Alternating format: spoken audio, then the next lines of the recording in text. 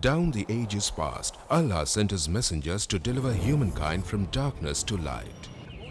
Invite all to the way of thy Lord with wisdom and beautiful preachings, and argue with them in the ways that are best and most gracious. That's also the ongoing mission of Islamic Research Foundation, or IRF, spreading the truth of Allah's final message to mankind. Founded in 1991, IRF today offers some of the best services and facilities in the world for presenting an understanding of Islam in an objective and scientific way.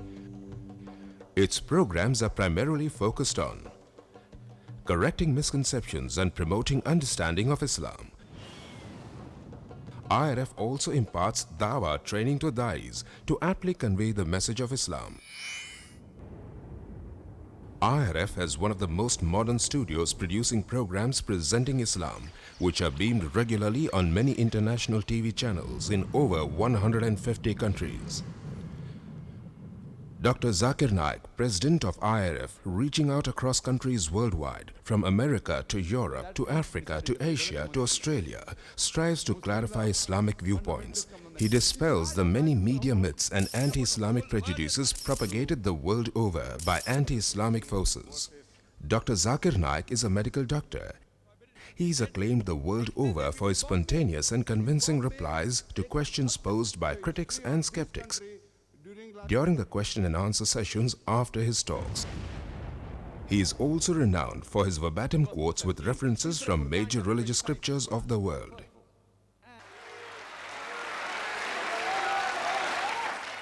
Dr. Zakir and other faculty of the IRF train many da'is in effective dawah techniques.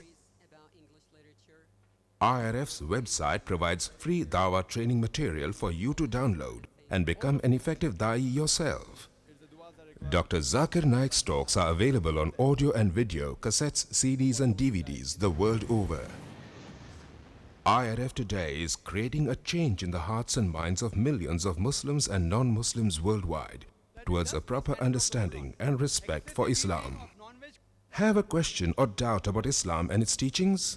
Now you know one of the best resource centers to get convincing answers from is Islamic Research Foundation, 5658 Tandil Street, North Dongri, Mumbai 400009, India. Phone 2373-6875. Fax 9122-2373-0689. Email islam@irf.net. For more information, log on to our website www.irf.net.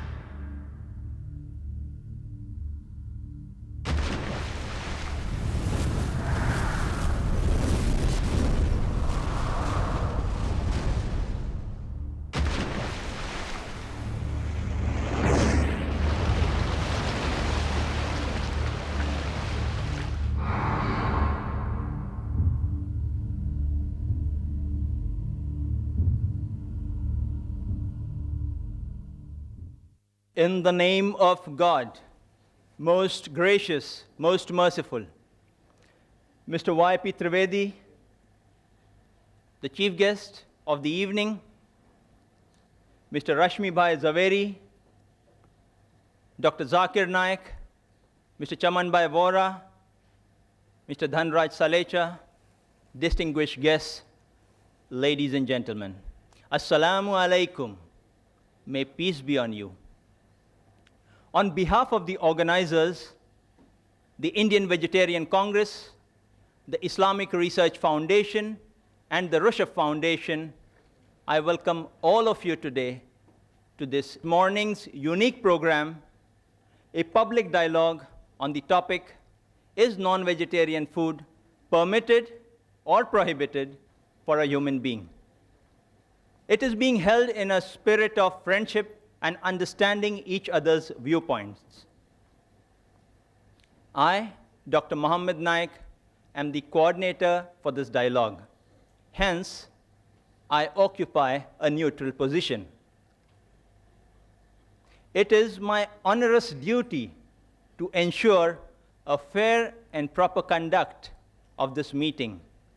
Therefore, I would request both our speakers as well as the audience to maintain due decorum for a healthy and lively debate, as well as a dialogue. Now we would have the past president of the Indian Vegetarian Congress, Mr. Jayantilal R. Doshi, welcoming and introducing the chief guest of the evening, Mr. Y.P. Trivedi. Mr. Jayantilal Doshi.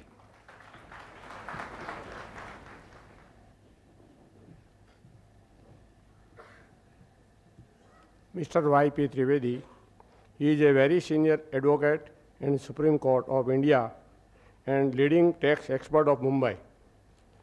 His activity in economics field inside ex-president of Indian Mercantile Chambers and active members of chairman of many other institute, trade and industrial body. In professional field, he was president of Chambers of IT Consultant and vice president of IT Tribunal and Bar Association. In political field, he is traders of Maha Pradesh Congress Committee, BRSCC. He is also chairman and director of many public limited company, Reliance and Dana Bank. In education field, he was location of master's degree in Lower and Bombay University. He regularly continues article of various in different papers and journalists. He has addressed a member of senior and meeting of Rotary, Lions Club, etc. and Air India and Doordarshan, etc. Thank you. Now we have Mr. Dhanraj Salecha, President of the Rushabh Foundation, presenting mementos to our chief guest, as well as garlanding him on behalf of the organizers.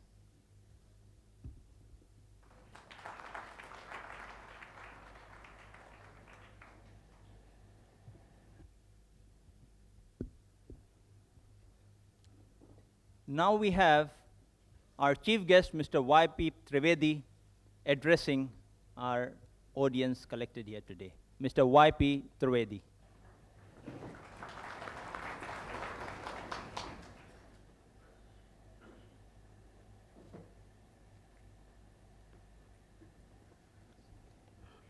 Dr. Zakir Naik, Mr. Rashmi Zaveri, Dr. Mohammed Naik, Dr. Dhanraj Salecha, Chimanlal Vora, and friends. I welcome all the speakers and all of you here to this very healthy debate which is taking place.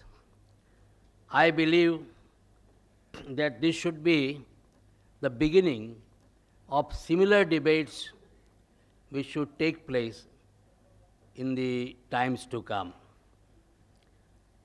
This debate or discussion or the clearinghouse of mind is probably in the best traditions both of the Hindu civilization as well as of Islam. In our mythology and our history, we have such instances of such debates taking place in the courts of kings like Janak, when people from various shades of thoughts, because Hinduism was never following one particular pattern of thinking. There was Bhakti Marg, there was non-dualism, there was Advait Marg, there was Charvaks who did not believe in any god.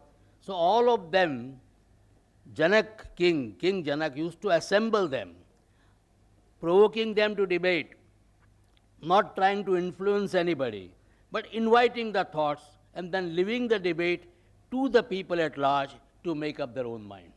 So that was the tradition of our Hindu religion in this land of India. That was also the tradition of Islam.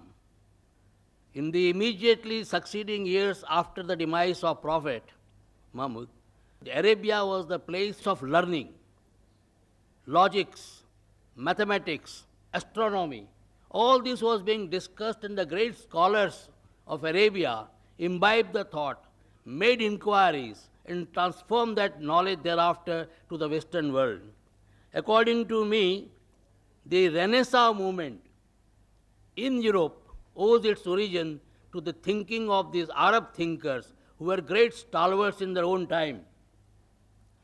We very often associate Arabia with thinking about Arabian Nights. But let me tell you that apart from the strides which they made in the field of fiction and some of the most imaginative fictions, at the same time in the field of science, technology, thinking, logics, mathematics, they made great strides. That is why today also, in spite of all the achievements, the West is still talking about the numerals as the Arabic numerals. And this is how Islam also in those days used to think openly. That tradition has been continued because I believe in the realm of King Akbar. He also used to call people from all religions, even the Christians who came at that time. They landed on the shore of India. They were also called and they were asked to explain what are the tenets of the religion. So this sort of a healthy debate is something which is an absolute necessity for the development of any cultured, civilized, and tolerant society. Dr. Vora said that he is neutral. Let me tell him and all of you, I am also neutral. If I would not have been neutral, I would not have been made the chief guest. And I do not wish to desire to make any final comment on the subject.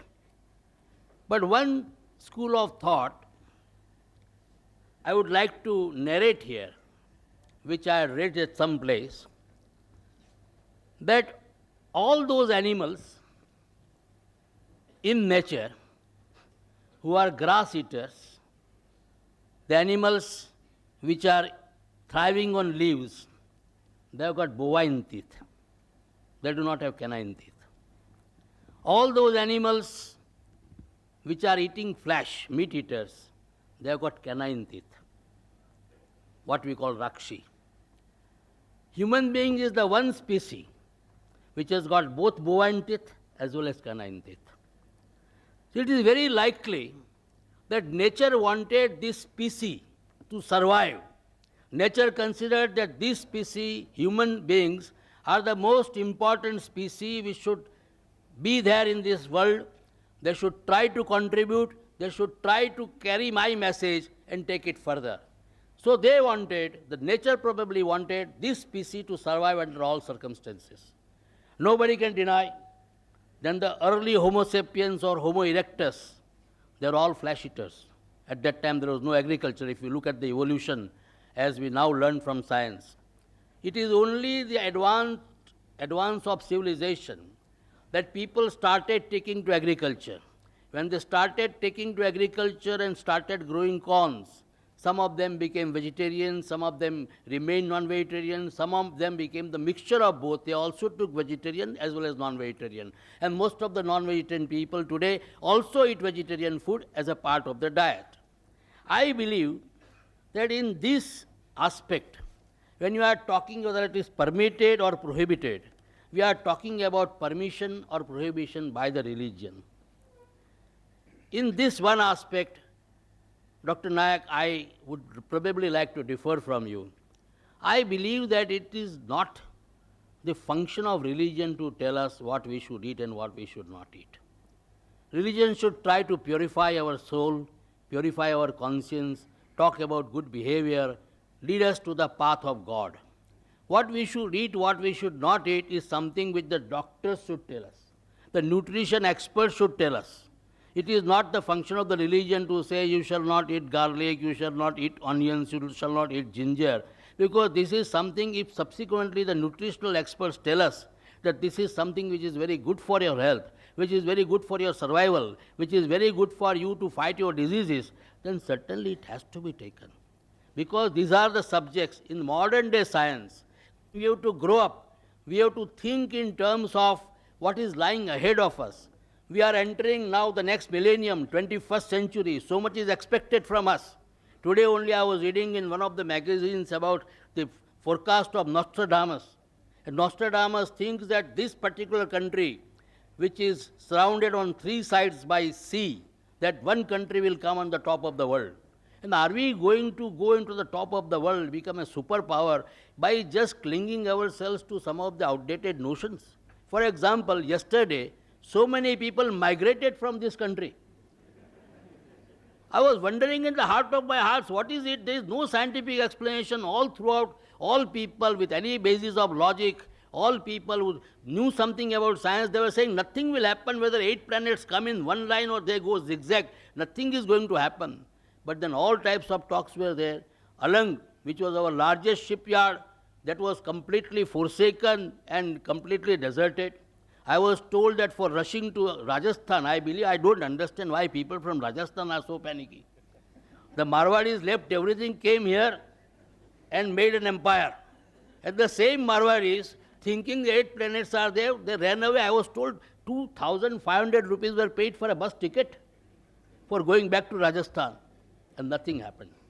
So what is very important for all of us, if this country has to go further, if we as a nation has to make our mark, and probably the destiny is before us, we can reach great strides. The 21st century, as I've always been saying, belongs to India and Pakistan. Both of them, when they will come nearer and nearer, they will be able to become the leaders of the 21st century. And if that is going to happen, then let me tell you, we will have to get out of these old dogmas. What we should eat, we should not eat, the doctor should tell us.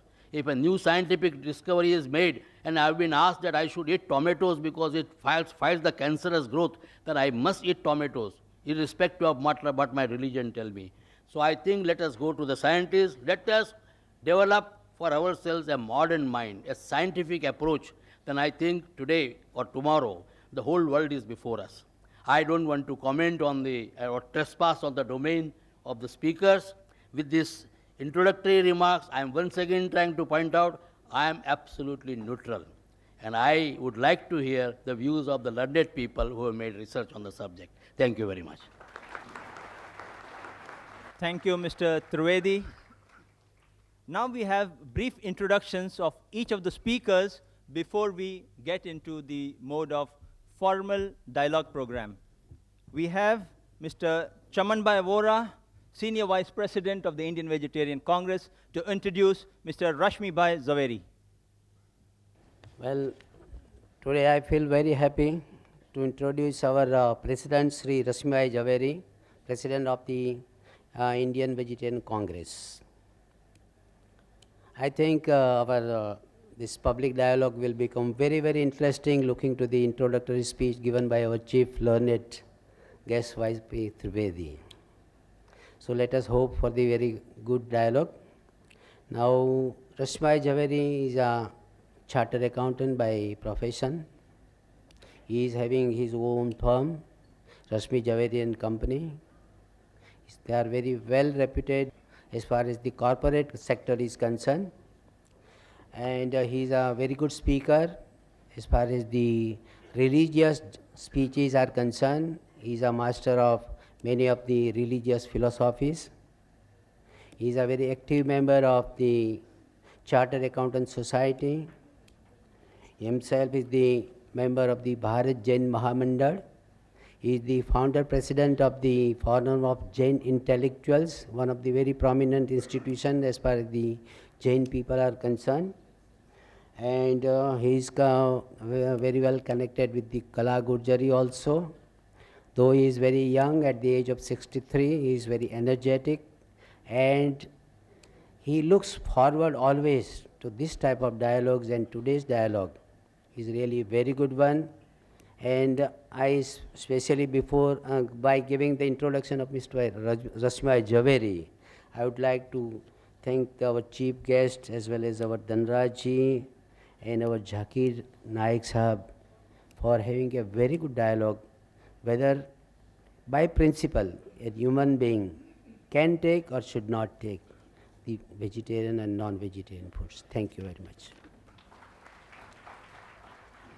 Mr. Ashraf Mohammadi to introduce Dr. Zakir Naik. Dr. Zakir Abdul Karim Naik, 33 years, is the president of the Islamic Research Foundation, Mumbai. Though a medical doctor by professional training, he is renowned as a dynamic international orator on Islam and comparative religion. Dr. Zakir removes misconceptions about Islam on the basis of Quran, Hadith, and religious scriptures of various other religions. He also uses reason, logic, and modern scientific facts to remove the misconceptions about Islam. He is popular for his critical analysis and convincing answers to challenging questions posed by audiences after his public talks. In the last 3 years itself, he has delivered more than 300 public talks worldwide. Dr. Zakir also appears on various international TV and satellite TV channels throughout the world. He has also participated in various symposia and such dialogues with prominent personalities of various faiths.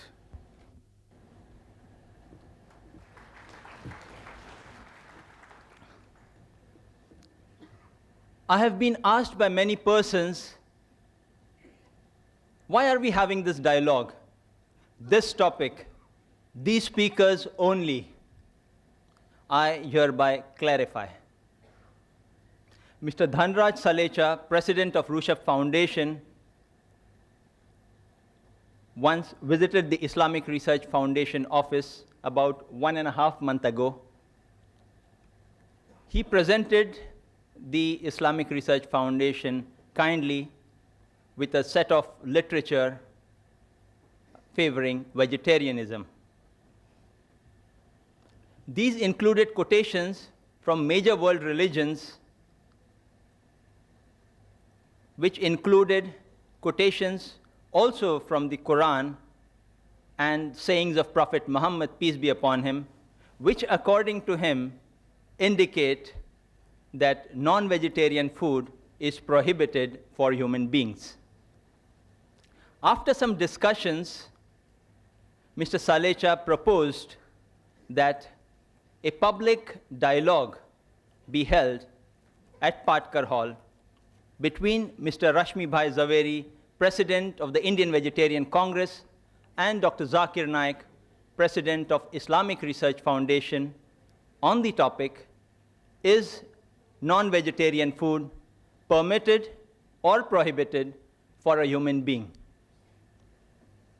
This would, in turn, enable the audience at large to know the different viewpoints of both the speakers and form their own judgment.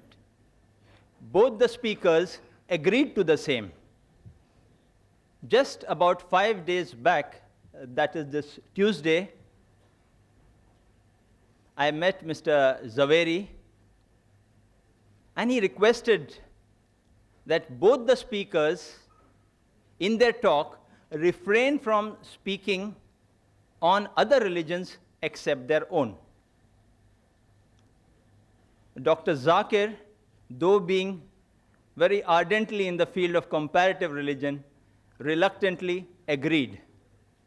Therefore, as far as the religious points are concerned in the talk and response of our speakers, Mr. Zaveri will speak only from the Jain viewpoint unless compelled otherwise.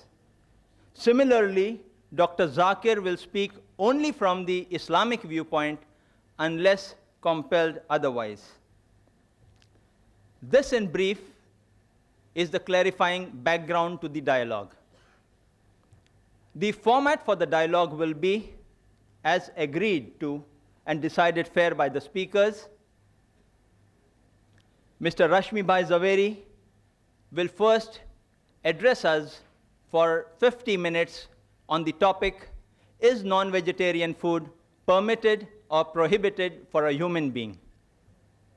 Then Dr. Zakir Naik will make his presentation for 50 minutes on the same topic. This would be followed by a response session in which Mr. Zaveri will respond for 15 minutes to the matter presented by Dr. Zakir. Similarly, Dr. Zakir too would then respond for 15 minutes to the matter presented by Mr. Zaveri. When 5 minutes are left for the conclusion of the talk or the response time, I would put before each speaker a plate saying 5 minutes left, in which time they are expected to conclude. Lastly, we would have the question and answer session in which the audience may pose questions to each of the speakers alternately on the question mics provided in the auditorium. Written questions on slips of paper would be given secondary preference if time allows us. Now, I would request our first speaker, Mr. Rashmi Bhai Zaveri, to present his address. Ladies and gentlemen, Mr. Rashmi Bhai Zaveri.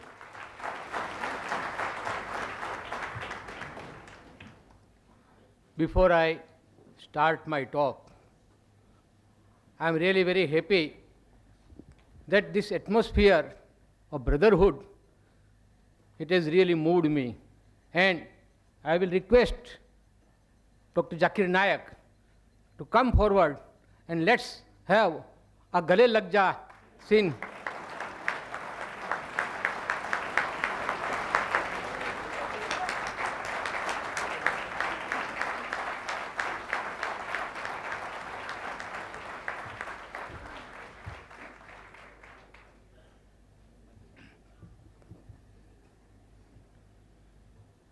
The chief guest of this morning, Mr. Y.P. Trivedi, President of Rushabh Corporation, Sri Dhanraj Salecha, the learned speaker, Dr. Zakir Naik, the expert commentator and the coordinator, Dr. Mohammad Naik, Vice President of IBC, Sri Chaman Bhai Vora, other dignitaries on and off the dais, my friends, brothers and sisters. First of all, I must acknowledge the dedication, the sincerity with which all the three organizations, particularly Islam Research Foundation, has taken pains in arranging this lecture. I don't mind and I don't hesitate in saying the entire credit goes to IRF.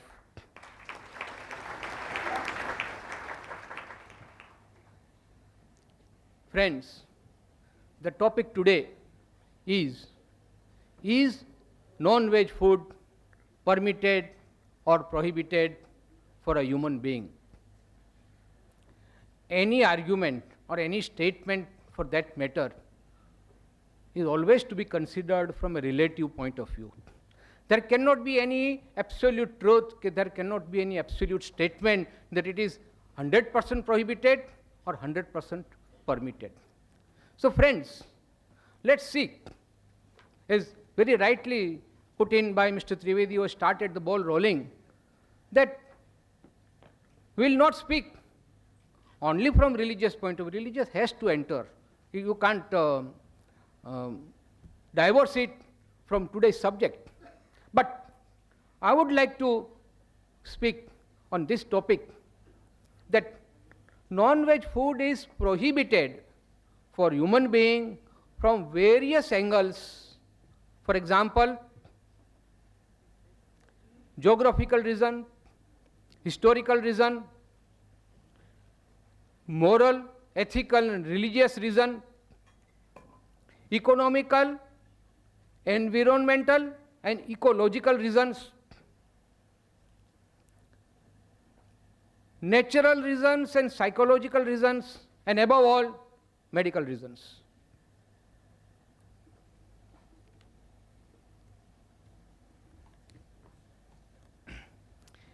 It's a fact now well established that our actions are controlled by our thoughts.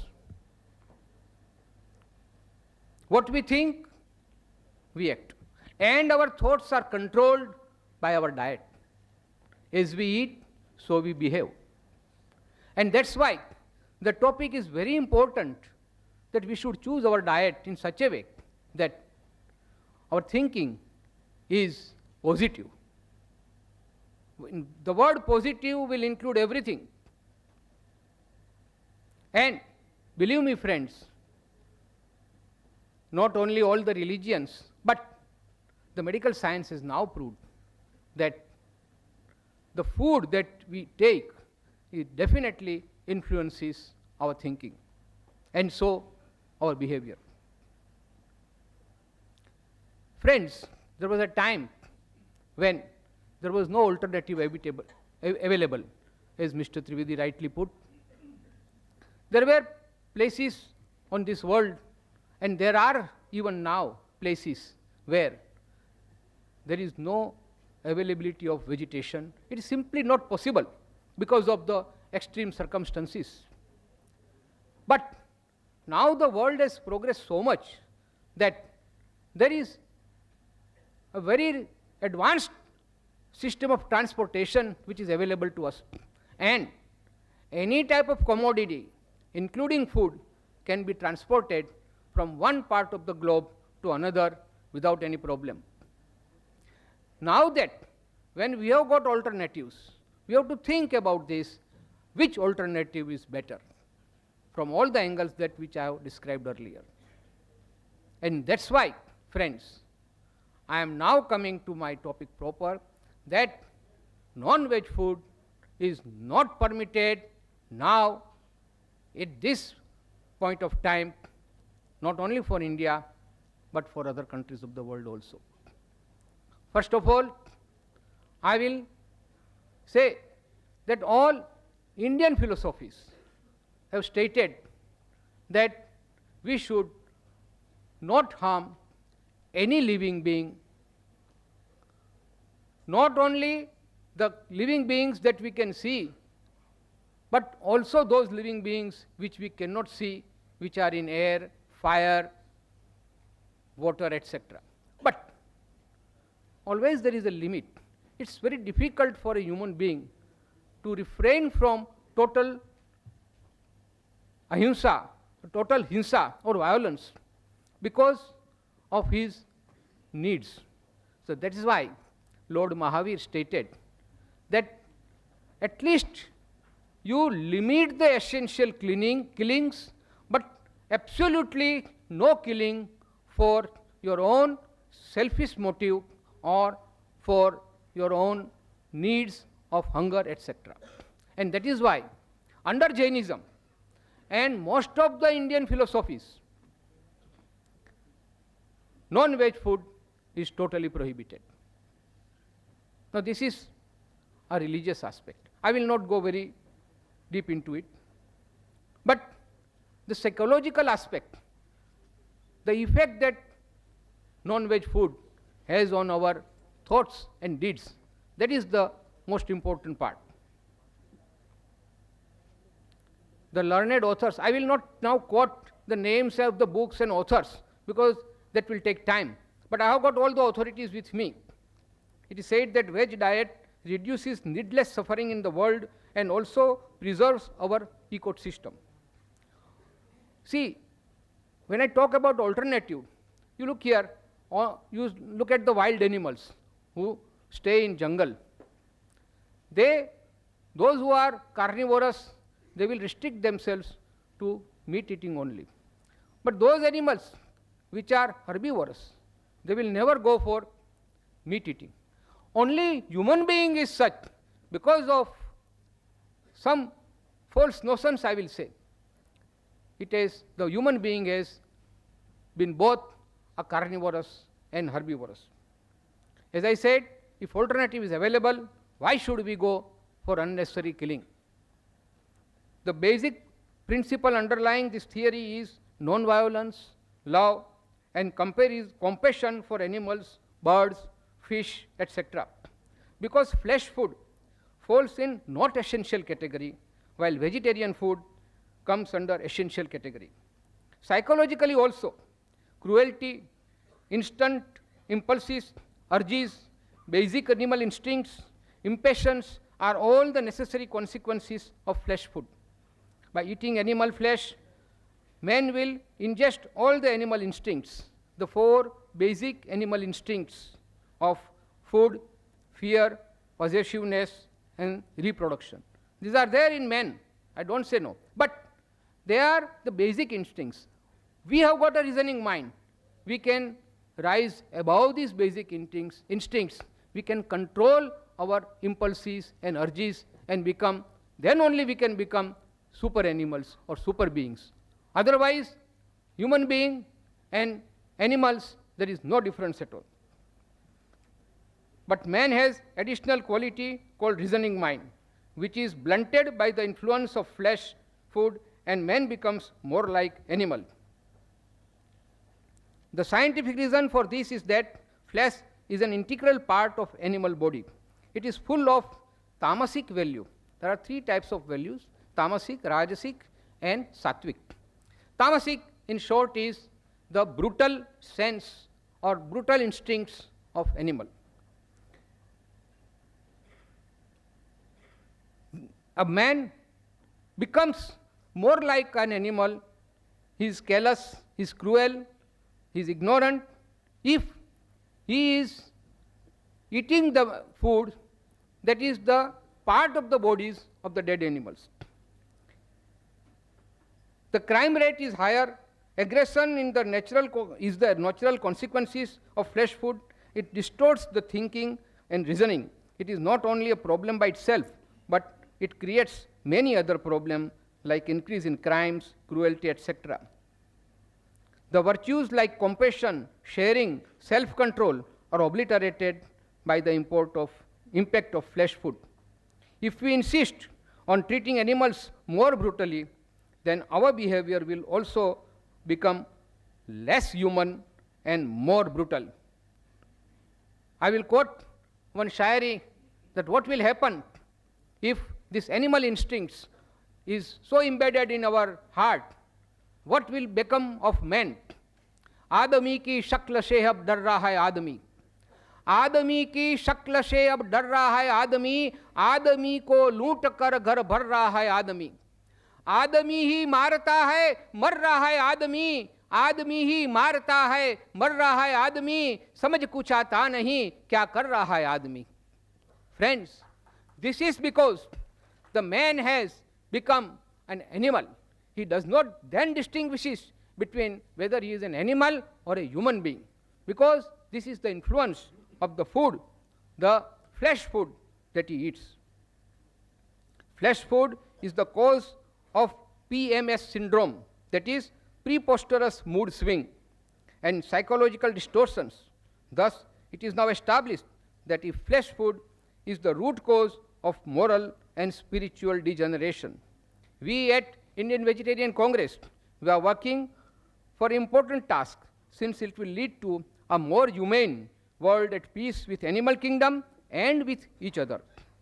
We at IBC define a vegetarian as one who does not at any time or under any circumstances eat meat, fish, fowl, eggs, or any other type of flesh food. Vegetarian does not come from vegetable. Now this is very important, friends, understand. The word vegetarian does not come from vegetable. The root is, it is derived from the word vegetus, V-E-G-E-T-U-S, meaning whole, sound, fresh, lively. Nothing is more powerful than an individual acting out of his conscience, thus helping to bring the collective conscience to life. That is what Norman Cousins said. And what does Albert Schweitzer has to say? Until man extends his circle of compassion to all living things, man will not find peace for himself. It is a man's sympathy with all creatures that first makes him truly a human being. Now, friends, I will go next to the most important topic, and that is the medical viewpoint. It's a fallacy, friend. It's a myth to say that we don't get enough protein from veg food. And that is why a man must have flesh food that is rich in protein. I'll come one by one to these myths. First of all, I will first give you examples of those strong animals, say elephant, say rhino. These are the strongest animals on this earth. Are they meat eaters? No. They are pure veg. Even if they die, they will not eat meat. Even then, they are the strongest. Take example of horse. We talk about horse power. It's the most powerful creature useful for our purpose, and that is also a pure vegetarian. And take examples of cattle, cows, bullock, and other animals. They are not only useful to us, but they are pure vegetarian. My point here is that those vegetarian animals are strong enough and they don't need any flesh food. In fact, if stupidly flesh food is given to these veg animals, what will happen? You all know about the mad cow disease, the syndrome called BEC. Friends, this BSE, bovine spongiform encephalopathy. You know what happened a few years back in England? It was a result of feeding rendered sheep byproducts to cattle as protein supplement. These sheep were infected with scrapie, an AC disease known for over 200 years.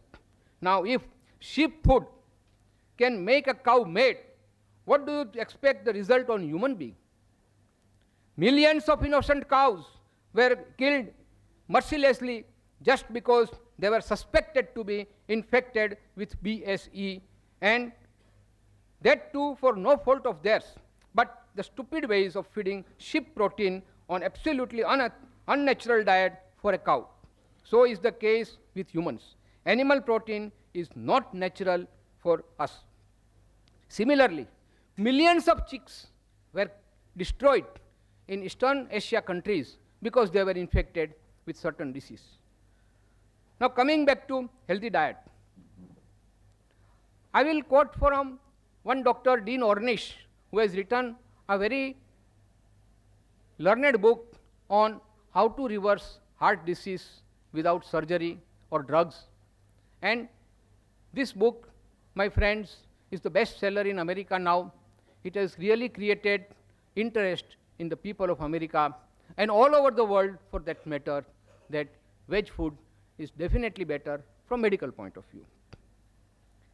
He has given two types of diet, one reversal and one prevention of heart disease. Both are strictly veg diets because he has proved scientifically that veg food is the best food for a human being. It not only helps heart patients but also reduces risk of other degenerating and fatal diseases caused by flesh food, diseases like cancers of colon, cancers of breast, cancers of prostate, obesity, high blood pressure, stroke, diabetes, gallstones. The Surgeon General of America has confirmed this in the report on nutrition and health. He has given certain facts for protein. Friends, we'll have to be a little technical about it. The protein is formed from building blocks called amino acids. These are of million varieties, of which only 3 are critical for us: lysine, tryptophan, and methionine.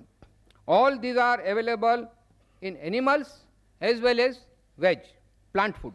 But when one consumes animal food, forgetting these 3 critical amino acids, one also consumes unnecessary elements like cholesterol, saturated fat. Friends, these are the 2 things that are the prime reason, the killers for human being: cholesterol and saturated fat. Now let us address the issue that is universally put forward that we do not get sufficient protein from vegetarian food. And so we have to turn to flesh food for adequate supply of amino acids. Now, this is a fallacy. A combined meal of legumes and cereals. Legumes means dal, pulses, and cereals mean wheat, rice, etc. You have to combine these two and you get a complete balanced diet which provides complete protein, which is not different from protein found in eggs or meat, but without cholesterol and animal instincts. One dietetic association has stated positive relationship between vegetable lifestyles and risk reduction for several chronic degenerative diseases as mentioned earlier. It has confirmed that veg diet is healthier and more nutritious. Plant food is totally free from cholesterol, which is found in both. But cholesterol is only found in animal products such as meat, poultry, fish and dairy. Flesh food is also high in saturated fats which our liver converts into cholesterol. Our body makes all the cholesterol we need. Now this is very important, friends. You must understand. We need cholesterol, but we don't have to take cholesterol from animal food. Our body, it's a wonderful mechanism. The biochemistry, the chemical factory of our body can manufacture all proteins, all cholesterol from our own system. 3/4 of the cholesterol in our blood is made by our body.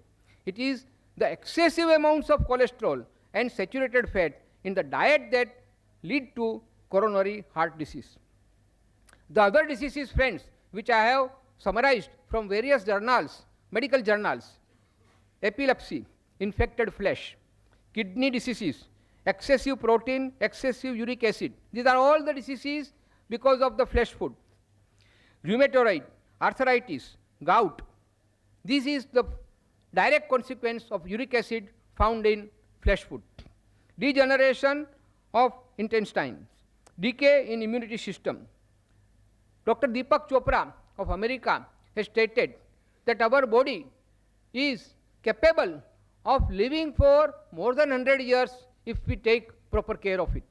Now look at the population in extreme north region, Eskimos. Now perforce, because no vegetation is available, they have to take flesh food. And the average life of an Eskimo is only 30 years.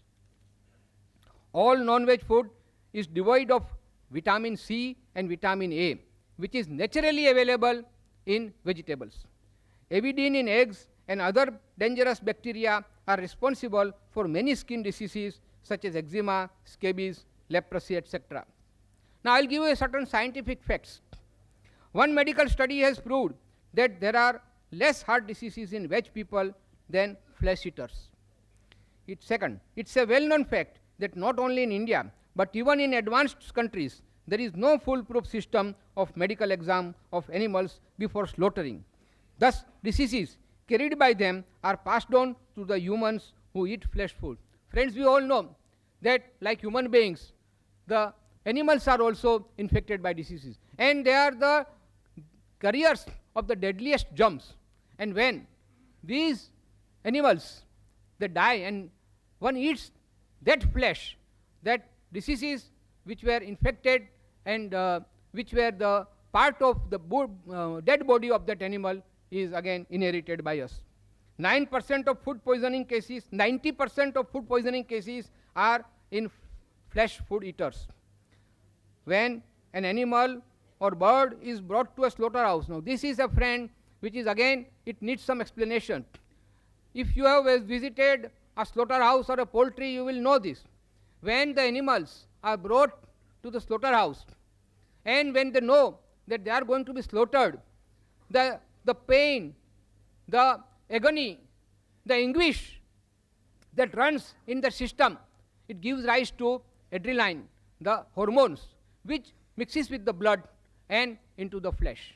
Now these instincts of fear, anguish, anger, despair, all negative points are then becoming part of the flesh food and it passes on to the person who eats. And that is why, friends, I say that when one eats flesh food, he becomes more like animal and less like a human being. I will now turn to the fallacy that eggs are necessary for growing children because they contain protein. As I said, excessive protein is more harmful than useful. And the protein that we find in pulses, in cereals, is much more richer and natural than the protein, the excessive protein we find in animal food. Now I'll give you the example of egg. Each egg weighs about 100 grams and has 170 calories. It contains 13.6% of protein, as against that any dal or pulse will contain 24% of protein, much more than the egg, of same weight, 100 grams. Egg will contain 13.3% saturated fat, while there is no saturated fat or very little of 1% in cereals and pulses. 450 to 500 milligram of cholesterol is contained in egg, one egg. Amino acid called methionine, which destroys vitamin B. Large quantity of sodium salt. All these are part of the egg. And when one eats egg, he is then infected, his body is infected because of this excess protein, cholesterol and saturated fat. It does not contain any carbohydrate. It does not contain any fiber. Friends, the medical science has now come forward and stated that for our digestion, we must have fiber. And fiber is found only in vegetable food and not in the flesh food at all. Now, cost-wise, I am only comparing the egg now. Cost-wise, for 1 gram of protein, the cost of egg is 4 to 5 times more than the pulses, wheat or soya bean. Cost of 100 calories, it is almost 10 times the costlier than the pulses. Thus, pulses, wheat, etc. are not only cheaper, but they provide other important nutritions like vitamins, minerals, fiber, etc.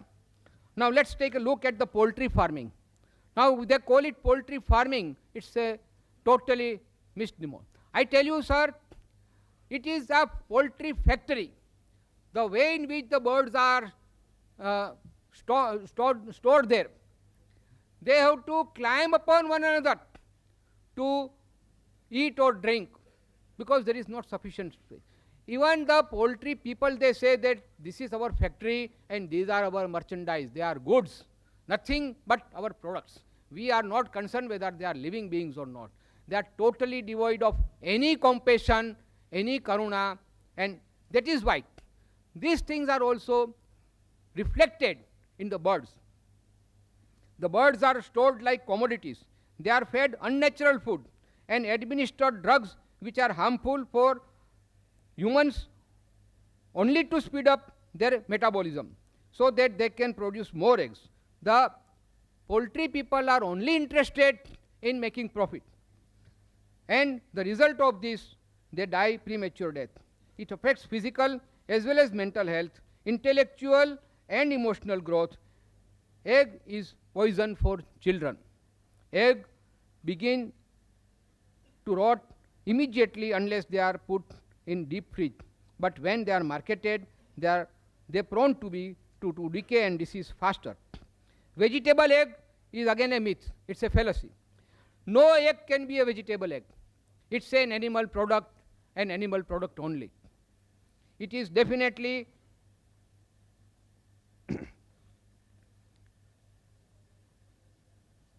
it's definitely an animal product. It can never be called vegetable item. It's a misnomer. It's a deception. Friends, I will now turn to the economical aspect. Now these also I have studied from various journals, medical science, and more important from the statistics department of the government of India and government of America, the UK government, etc. But I will not, that's why, give you the citations during my talk, but I will give you the summary. UK.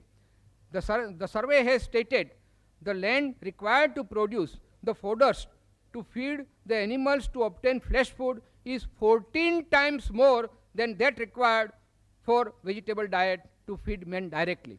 Because what happens? First you grow fodder, you feed it to the animals, and then you kill the animals for flesh food, and that is how you get your flesh food. But if the same land is used for agriculture, for pulses and cereals, that same piece of land can support many more families, and here only few families can be supported by using this land for pasture. I have been given one statistics. 10 square acres of land can support 10 heads of human beings or 10 heads of cattle for the whole year. But 10 heads of cattle for meat cannot support even one single person throughout the year. Natural grass or pasture can and grain crop both genetically belong to grass family.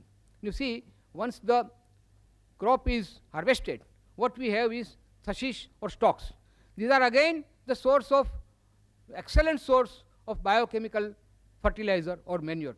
Look how many crores of rupees of our foreign exchange we are wasting on artificial fertilizer and chemical fertilizer, which we all know is extremely harmful to us. But because we are not able to get the natural manure which we can get from cattle and animals, we are destroying them, foolishly destroying them for our own food. But we are not considering the fact that the manure that these animals produce are much more economical, much more healthier, and much more useful to our country. It's now well-known fact that 16 kilogram of food grain are required to be fed to one animal for forming 1 kilogram of meat. Thus, by feeding animals reared for slaughter, the country is deprived of vital food grains which can feed many, many more people. So, not only for growing food, but also for pasture and for manure, we require land. The human oncogene work done by Professor Wilbing from Massachusetts, it has stated that to obtain 1 calorie of animal flesh, 7 vegetable calories have to be spent. Then the study further shows that the land needed to graze one average animal can sustain 5 average families. I will not burden you with facts and figures, but the summary of all this is that it is very economical to feed people on veg diet rather than on flesh food. Now let's take the other point of view of economy, ecology, environment, slaughterhouses, etc. Production of animal flesh food require more land, more water, more food grains for feeding animals meant for slaughtering. Now this will again destroy or rather disturb the balance of our ecology and environment. Because the resources are always limited, we have to make best use of that. Either we grow crops or we rear animals for slaughtering. And look at the way the slaughterhouses work, how they are maintained. It's simply a hygienic horror. The conditions are appalling and totally unsanitary all over the world. Yesterday only on internet I got a report from foreign countries, advanced countries of America and France, that the conditions of slaughterhouses there also, it is reported, are totally unsanitary. I got a copy of white papers from Government Accountability Project of America, fighting filth on the kill floor, a matter of life and death for America's families.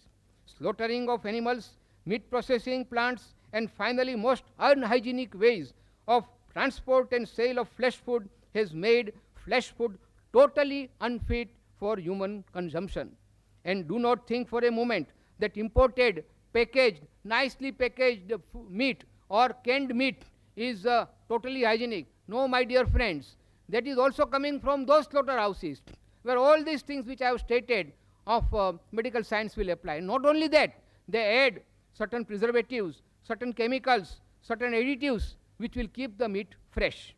Environmental consciousness in India and abroad has now driven many people to vegetarianism. Environment-friendly veg foods are now available.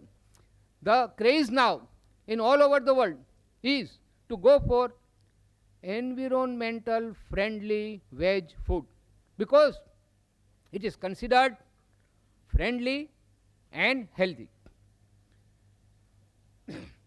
The green factories or glass houses are now exporting plant food, including fruits, to those countries which cannot grow them because of climate. The modern transportation system has given a much better alternative for food choice. In fact, for developing nations like India, government and NGOs should give more emphasis on larger production of more exports of plant food, which will serve the economic development of our country. Now look at the pollution. The pollution caused by legal and illegal slaughterhouses is terrific.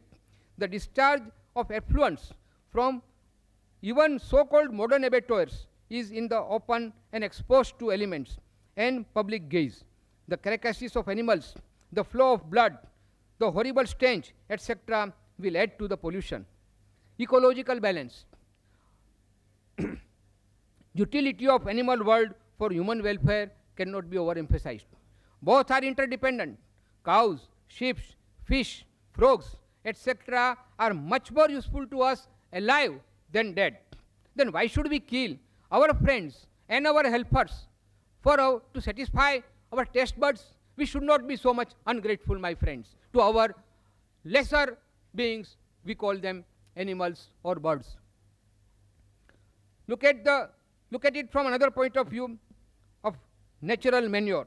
I have already stated that the animals produce much more natural and healthy manure than the artificial manure. Artificial chemicals, manures cost us dearly. Now again, I'm coming back to our economic term. We are importing artificial chemicals for manure purposes. That is again a drain on our exchequer. Friends, I will now briefly give you historical and geographical views. I have already touched upon it.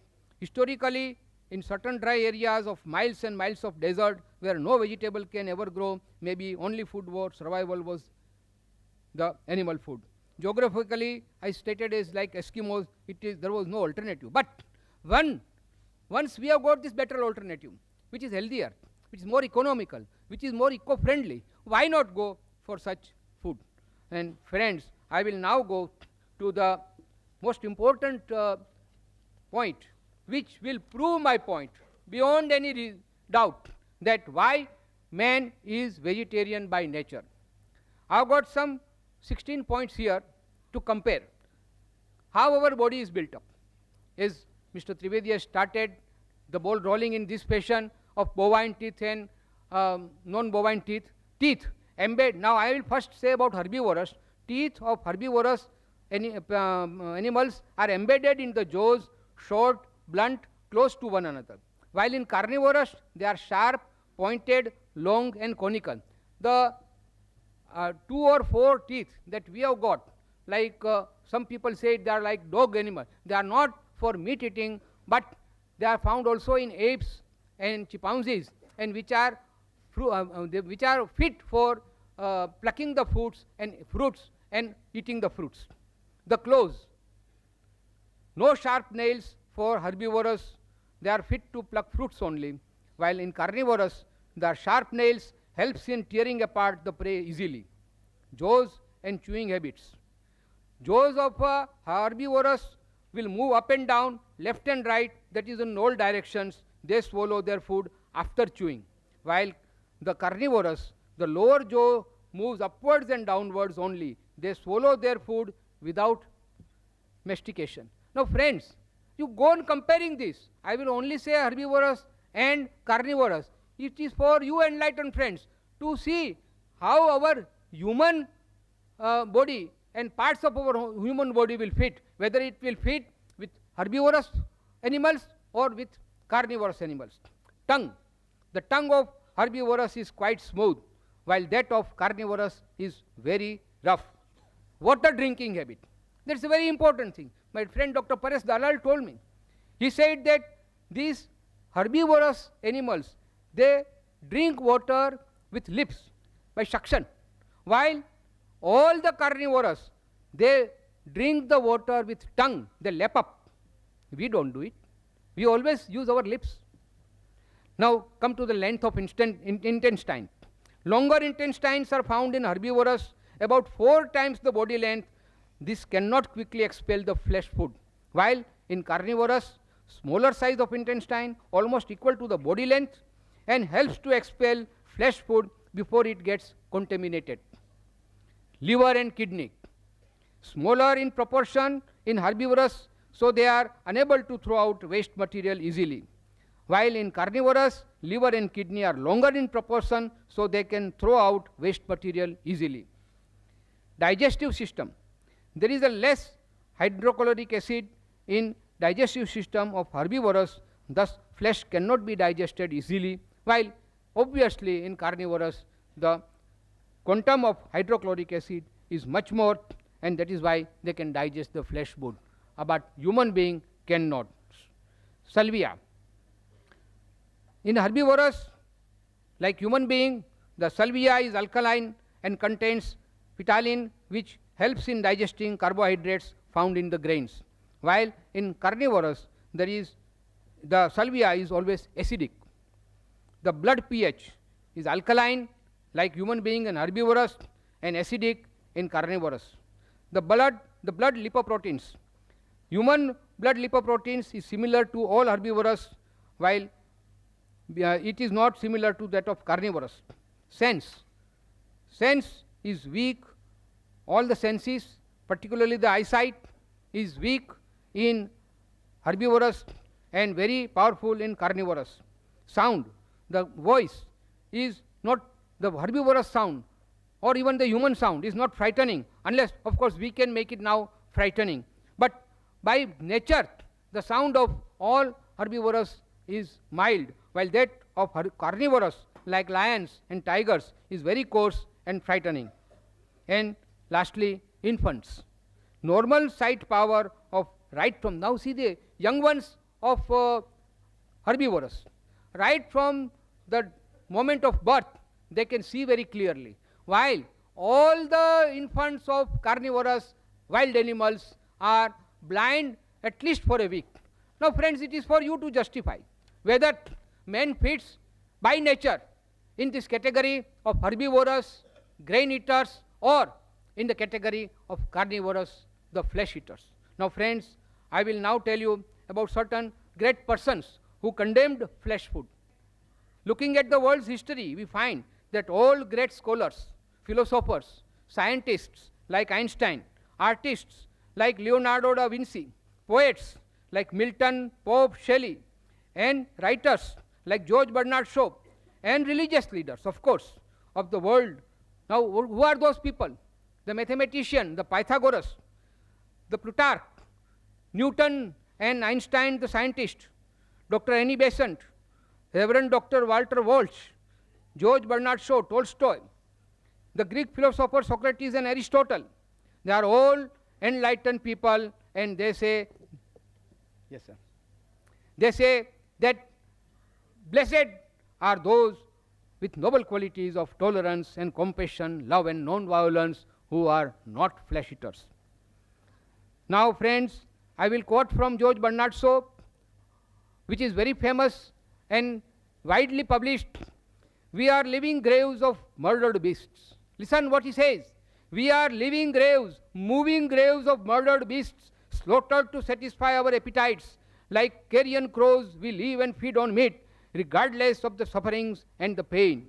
Doctors once advised Bernard Shaw. He was very ill. He said that you must take some meat soup. Bernard Shaw said, I'll prefer death than to have anything with flesh food. And believe me friends, he survived, and the doctor turned vegetarian. In the similar way, Mahatma Gandhi, his son was very sick. He was advised meat soup, and he refused, and the son survived. Why I am telling you friends all these things? That Mr. Trivedi said, yes, medically, whatever the doctor says, we have to accept, no doubt. But as I said in the very first thing in the beginning, I said, everything is relative. When doctor says something, he will say only from medical point of view. And friends, we are not living here. We are here on this earth, not only to survive. Survival is important, but not at the cost of others and inflict pain on others. Thank you very much, friends. 21st century will belong to vegetarians. Okay, I think I have made my points on very general terms, friends. I will tell you that I know those who are regularly flesh eaters are coming from some culture, some family, some faith, and that is why they have never applied their mind. And that is what Mr. Trivedi stated, that we are here today, we have gathered here, let us apply our mind, that not only from religious angle or from our social angle, because I have seen, I'm not afraid to say that many of our Jain friends, when they go to certain gatherings, because they are afraid of the social status, they start eating meat. I don't like that. But then it is for everybody, whether he is a vegetarian or a non-vegetarian. Apply your mind, try to see from all these angles whether it is permitted or prohibited from our own health point of view, from the national point of view, from the social point of view, from ecological, from environmental, and above all, from compassion point of view. Friends, when nature has created all animals, all humans, all creatures equal, nobody has got right to kill anybody just to satisfy his own palates. Thank you very much.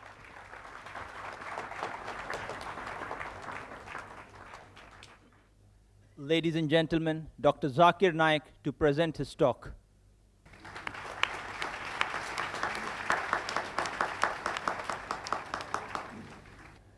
Alhamdulillah, wassalatu wassalam, ala rasulillah, wa ala ali wa sahbihi ajmain, amma ba'd. A'udhu billahi minash shaitanir rajim, bismillahir rahmanir rahim. Ya ayyuhal ladhina amanu, awfu bil uqud, uhillat lakum bahimatul anam, illa ma yutla alaykum. Bismillahir rahmanir rahim.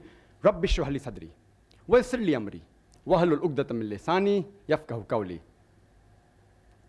Respected Mr. Rashmi Zaveri, Mr. Trivedi, Dr. Muhammad Naik, the respected people on the dais, my respected elders, and my dear brothers and sisters. I welcome all of you with the Islamic greetings. Assalamu alaikum wa rahmatullahi wa barakatuh. May peace, mercy, and blessings of Allah subhanahu wa ta'ala, Almighty God, be on all of you.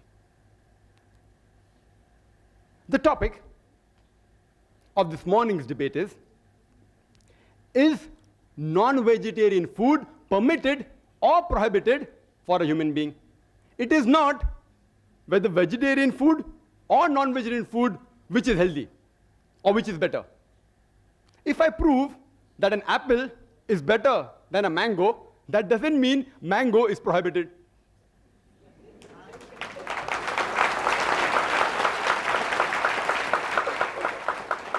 This statement is sufficient to end the dialogue for me, but I have to reply. Non-vegetarian, by definition, means a person who has food of animal origin. It does not mean a person who does not have vegetarian food. It does not mean a person who does not have vegetables and fruits. Let it be very clear to all of you. A more technical and a scientific word is an omnivorous diet. A person who has many types of food, especially foods of plant and animal origin. Vegetarian, as Mr. Rashmi very rightly said, it doesn't come from the word vegetables. It comes from vegetas, which means full of breath, full of life. He didn't give a better explanation. You can talk about it. And he didn't speak. There are various types of vegetarian. We have fructarian, who only eat fruits and nuts. Then we have the vegans, who don't have any animal products. We have lacto-vegetarian, what I believe Mr. Rashmi Zaveri is, they have milk. We have the ovo-vegetarians who have eggs. We have the lacto-ovo-vegetarian who have egg and milk also. We have the pesco-vegetarian who eat fish. We have semi-vegetarian who also have chicken. This classification is done by the Vegetarian Society, not by me. And you can name another 20. Time doesn't permit me. I would like to state a quotation by Dr. William T. Jarvis. Dr. William T. Jarvis, he is the advisor to the American Council of Science and Health, ACSH. And he's also the professor of public health and preventive medicine in the Loma Linda University. And he's also the founder and the president of the National Council Against Health Frauds. and he's the co-editor of the book, The Health Robbers, a closer look at quackery in America. Most of the quotations are from America. And according to him, he classifies vegetarian based on the behavioral standpoint into two categories: pragmatic vegetarian and ideological vegetarian. A pragmatic vegetarian chooses his diets on objective health reasons. He is more reasonable in his approach rather than emotional. The ideological vegetarian, on the other hand, he chooses his diet based on a principle, which is based on an ideology. He is more emotional rather than reasonable. And Dr. William T. Jarvis says, one can spot an ideological vegetarian by his exaggerations of the benefits of vegetarianism. And you could see that in the talk which preceded my talk. Exaggeration of benefits of vegetarianism, and the lack of skepticism, and the overlooking of the fact that extreme vegetarianism can lead to potential health risks. He says that the ideological vegetarian, he pretends to be like a scientist, but he's more like a lawyer than like a scientist. And you could see that in the talk by the learned speaker. More like a lawyer than like a scientist. They gather data and information selectively against the information which is against the ideology. This may be good for a debate like the one we are having, but not for engendering scientific understanding.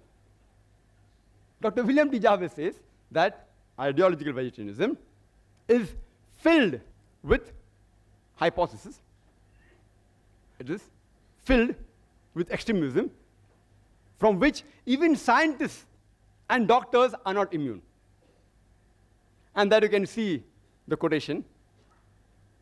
Mr. Rashmi Zaveri has said several diseases. And it's possible for me to refute each and every, but if time permits. He's talking about science, but the approach was not scientific. All can be prevented very well. Prevention is better than cure, is the base of the medicine, which time will not permit me to go into health reasons, etc. In the rebuttal, if time permits, I'll try and cover most of the other aspects. And health, I will try and cover in the rebuttal. Let's analyze the various reasons why a person chooses a food habit. It can be religious, it can be geographical location, it can be a personal choice, smell, taste, color, due to humane or ethical consideration, due to anatomical and physiological consideration, due to behavioral consideration. It can be due to ecological and economical consideration. It can be due to nutritional value or due to health and scientific reasons, health and medical reasons. Let's first analyze the religious reasons. Mr. Trivedi said that religion should not interfere with the human beings where it's concerned what we should eat and what we should not eat. That we should leave it up to the doctors. I agree with him that most of the religions, that is the case. The religious authorities, the main foundation, that's Almighty God,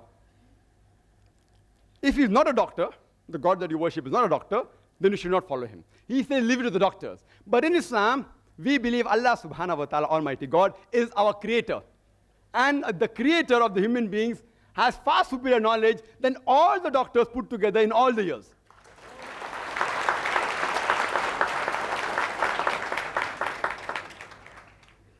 And you can find the statements, as Mr. Rashmi Zaveri said, all from doctors. He's quoting from these books, which I think is available for sale outside, all these books. I will touch on some of these points, all out of which many are fictitious. Fictitious don't exist at all. Some are irrelevant, some are untested, and some are truths which are half-baked truths. I would like to make one point crystal clear. That while I prove undoubtedly that non-veg food should be permitted for the human beings, I do not have the slightest intention to hurt the feelings of any vegetarians. And while I prove logically and scientifically that non-veg food is permitted, and if someone feels hurt, his sentiments are hurt, I apologize in advance. I sincerely apologize. My intention is not to hurt anybody's feeling, but I have to reply to the presentation of the earlier speaker. As far as Islam is concerned, it is not compulsory for a human being to have non-veg. A Muslim can be a very good Muslim even by being a pure vegetarian. But when our Creator, Almighty God Allah subhanahu wa ta'ala, gives us permission to have non-veg, why should we not have it? And I started my talk by giving a quotation from the glorious Quran, from Surah Ma'idah, chapter number 5, verse number 1, which says, Ya ayyuhallazina amanu, O you believe, awfu bil uqud, uhillat lakum bahimatul anam, illa ma yutla alaykum. Fulfill all your obligations, and lawful for you for food are all four-footed animals with the exceptions named. Quran further says in Surah Nahl, chapter number 16, verse number 5, that cattle has been created by God for you. In it are various benefits. You derive warmth, and of the meat you can eat. The same message is repeated in Surah Mu'minun, chapter 23, verse 21, that you can have the meat of the cattle. Let's analyze the geographical reasons and the surrounding environment. And as we know, it influences a person's food habit. Like people living in the coastal region, the Kokanese, they have more fish. People living in South India, they have more rice. People living in the deserts, where there's scarcity of vegetation, people mainly survive on the flesh of animals. The Eskimo, the Arctic region, where there's scarcity of edible vegetation, they survive more on seafood. And Mr. Zaveri said that he knows that vegetable is not available in certain parts of the world, but today, due to advancement of transportation, we can supply them with vegetables. I would request the Indian Vegetarian Congress to supply, at least give the transportation cost, that's all, to supply to the Eskimos, to supply to Saudi Arabia. You get vegetable in Saudi Arabia, it is more expensive. Why? Because the cost of transportation. That makes it more expensive. It is illogical and unscientific to spend more money to buy a food which is less nutritious. Let's analyze the humane reasons, the ethical reasons, and the pure vegetarians. They say that all life is sacred and no living creature should be killed. They fail to realize that today it's a universal fact that even plants have got life. So the main argument on killing a living creature doesn't hold good today. Previously, maybe,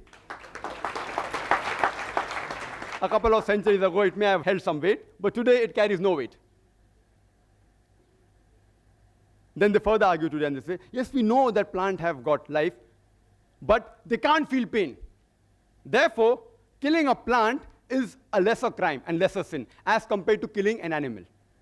Today, science has further advanced, and we have come to know that even the plants can feel pain. They can even cry. But the cry of the plant cannot be heard by the human ear because the audible frequency range of the human ear is from 20 cycles per second to 20,000 cycles per second. Anything below and above this, the human ear can't hear. But the cry of the animal can be heard by the human beings, but the cry of the plant cannot be heard by the human beings. Just because you cannot hear the cry of the plant, that doesn't justify you to inflict pain or kill the plant.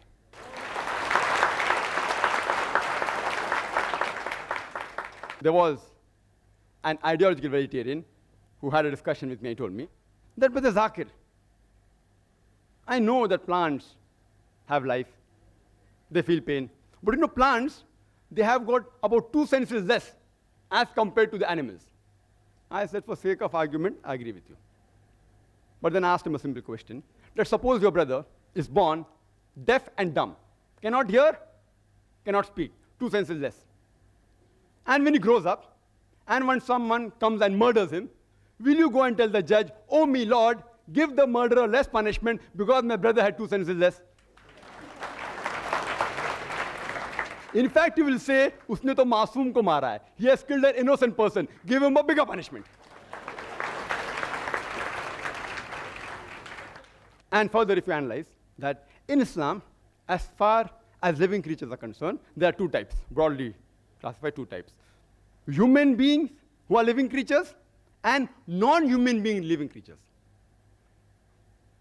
As far as killing the human beings are concerned, Quran says in Surah Ma'idah, chapter number 5, verse number 32, that if any person, if anyone, kills any human being, unless it be for murder or for spreading mischief in the land, it is as though he has killed the whole of humanity. And if anyone saves any human being, it is as though he has saved the whole nation. If any person kills any human being, Muslim or non-Muslim, unless it be for murder or for creating mischief, Quran says he has killed the whole of humanity. If you save any human being, you have saved the whole of humanity. As far as non-human being living creatures are concerned, no human being should harm them unnecessarily, should not kill them unnecessarily for sports or for fun or for target practice. But if it is for your security and for your safety, you can stop them, you can even kill them. Or if you want for lawful food, but not just for fun and frolic or for hunting. Even if I agree that the plants are a lesser species as compared to the human beings, if you take the life of one animal, an average animal, it can feed about 100 human beings. For the same 100 human beings, you may have to kill more than 100 plants. So is it preferable to take the life of one living animal or the life of 100 living plants? Which is a bigger sin? Is it a bigger sin to kill 100 human beings who are handicapped or kill one healthy human being? Which is a bigger sin? You decide for yourself. There is a vegetarian society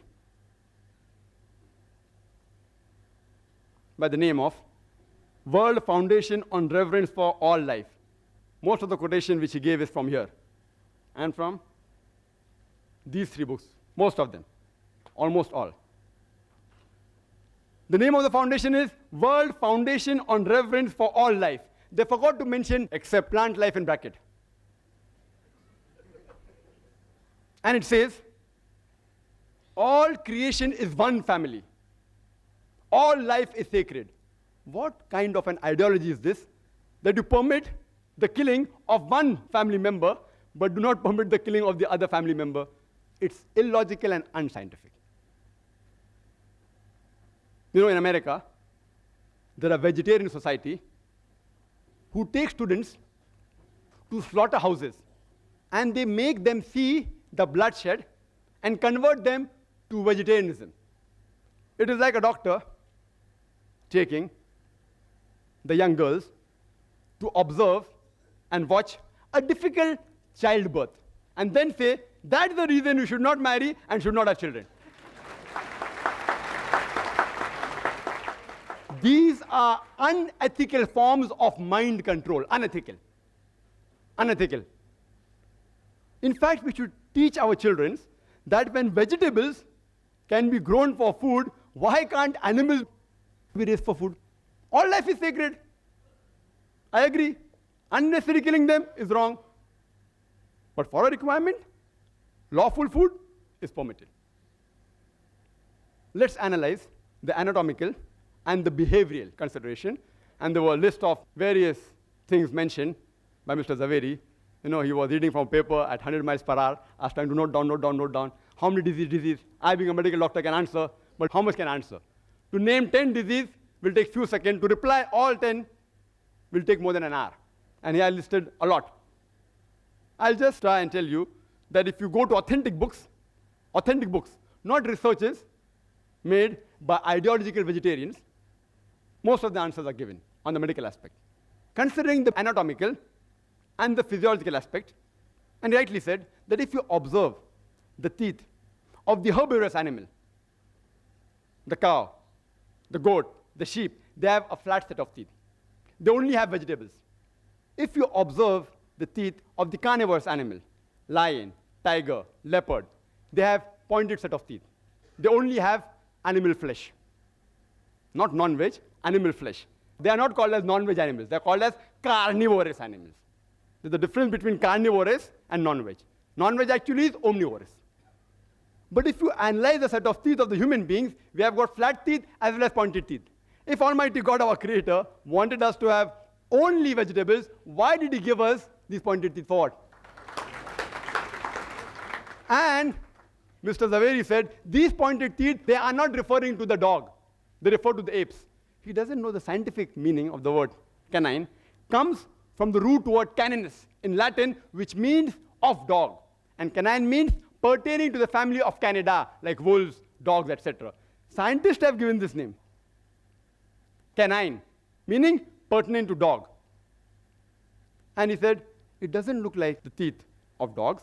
It refers to teeth of apes and monkeys. I believe in agreeing with the argument and proving my point, then you disprove him. It's easy. Even if I agree it is the teeth like the monkeys, do you know monkeys also have non-veg? They have the lice.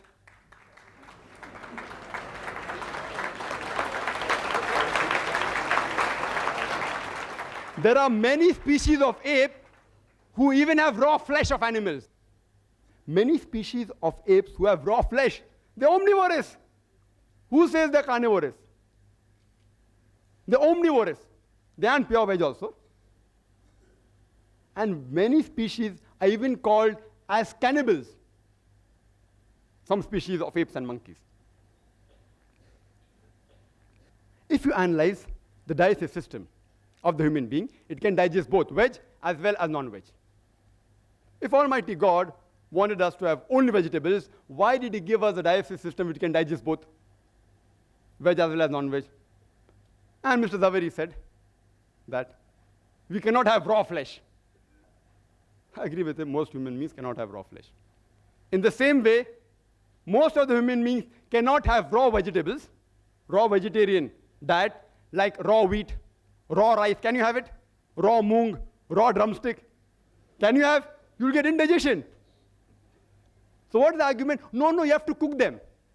I know as a medical doctor that raw wheat, raw rice, raw drumstick, if you have, you'll have problems. You can't digest them. So you have to cook them. Similarly with the flesh, we non-vegetarians, we cook them for easy digestion. But yet, there are certain human beings who even have raw meat. He gave the name of Eskimos.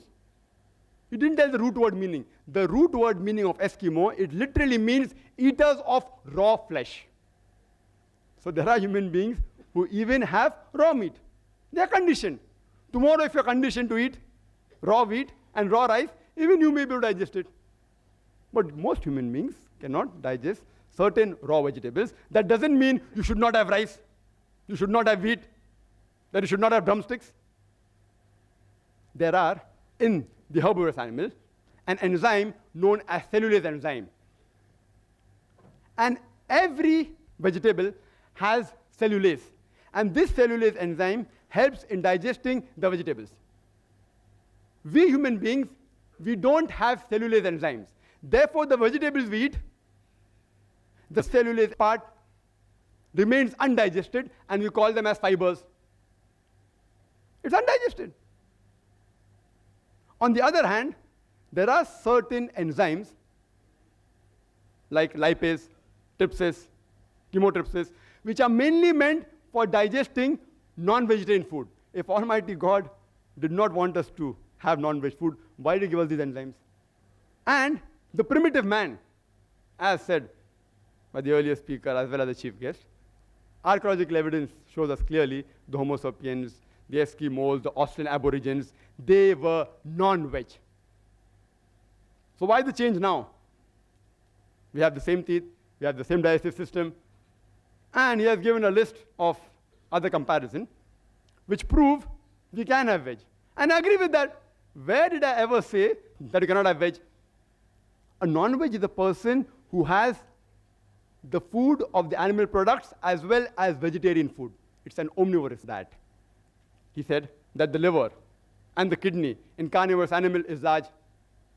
In the human beings, it is small like the herbivorous, because the animals have raw meat. Therefore, they have to remove the toxin on a higher level. We do it by cooking the food. Therefore, God gave us a small kidney and a small liver, which is sufficient to digest both cooked non-veg and also vegetables. Similarly, with all the arguments, HCl, it's not very acidic. Why? Because we don't require it. If we don't require it, why should God unnecessarily give it to us? Same with saliva, same with the pH of the blood, same with the lipoprotein. All the arguments are that because they have raw flesh, therefore they require it. We don't require it, so why should God give us? Yes, it's required for digesting veg food and cooked non-veg food. He said carnivorous animals, they lick. And the herbivorous animals, they sip. We human beings, we do both. We do both. When we drink, while we drink, we sip. When we have ice cream, what do? We lick. We lick also and we sip also, depending upon what is the food we are eating. Even the tea we can lick, not that we can't lick. But why do waste time? It will take more time. Similar with all the arguments he's given about the teeth being closed. Because we also have vegetables. If God would have asked us not to have vegetables, then maybe the teeth were far apart. He asked us to have both non-veg as well as veg food. And there are various verses in the Quran talking about various foods, pomegranates, talking about vegetables, talking about dates, etc., which we should have. The plants, many vegetarians say, that they regrow. Therefore, we aren't killing the plant, and there are some plants which have that facility, not all plants. There are various, which we cut, it regrows. So if this is the only argument, that because it regrows, you can have veg food, you know, if you cut the tail of the lizard, it regrows. Will you have the tail of the lizard? It's a delicacy. There are human beings, the Australian Aborigines, they relish the lizard. Will you have the tail of the lizard? And the answer will be no. You know what I'm doing now? I'm behaving like a lawyer. I'm feeling ashamed to answer all these things, but I have to do, because it is also a debate. I had come here so that we understand better and have a friendly understanding of each other, but I have to behave like a lawyer also, besides being logical and scientific, because the arguments put forth, anyone who has general knowledge can reply. But because people don't have general knowledge, many people aren't aware. That's why these arguments may satisfy many people. And all these arguments are given in the books, which are distributed. Meat Eating, 100 Facts by Nemi Chand, distributed by Jain organization, also by the Indian Vegetarian Congress. This is a book given to me by Mr. Zaveri. 100 Facts about egg, vegetarian or non-vegetarian. Each and every argument can be disproved. Certain things I know that non-veg causes diseases which can be prevented. Let's analyze the behavioral consideration. He gave certain arguments. The food we eat has an effect on our behavior. I agree with him to a certain level. The food we eat has an effect on our behavior. That's the reason we Muslims have the flesh of herbivorous animal, like goat, sheep, who are docile and peace-loving. We want to be peace-loving and docile. We don't have the meat of the carnivorous animal like lion, tiger, dog, pig, etc. And the Prophet clearly says all these animals are prohibited. We are peace-loving people. Therefore, we want to have animals which are peaceful. And countering argument, you all eat plants and you all behave like plants. That is suppression of the senses, a lower species. I know scientifically it is wrong. I'm only behaving like a lawyer. I feel ashamed to speak these points as a medical doctor. It's not true that you eat plants, you behave like plants. But the argument he has put forth, I'm giving a counter reply. You eat plants and you behave like plants, weak and suppressed, can't move properly. I'm sorry. I really apologize. I have to reply to the arguments. I apologize if I've hurt the feeling of any vegetarian. It is not scientifically true. It's just an argument, a counter-argument. Further, he gave the list of various peace-loving people like Mahatma Gandhi, and I respect Mahatma Gandhi because he has done certain good things for India and humanity. But if, because Mahatma Gandhi was peaceful, indicates that if you have veg food makes you peaceful, then today if you analyze the list of the Nobel Prize winners for peace, almost all, or most of them are non-vegetarian. Menachem Begin, non-veg. Yasser Arafat, non-veg. Anwar Sadat, non-veg. Mother Teresa, non-veg. Mother Teresa.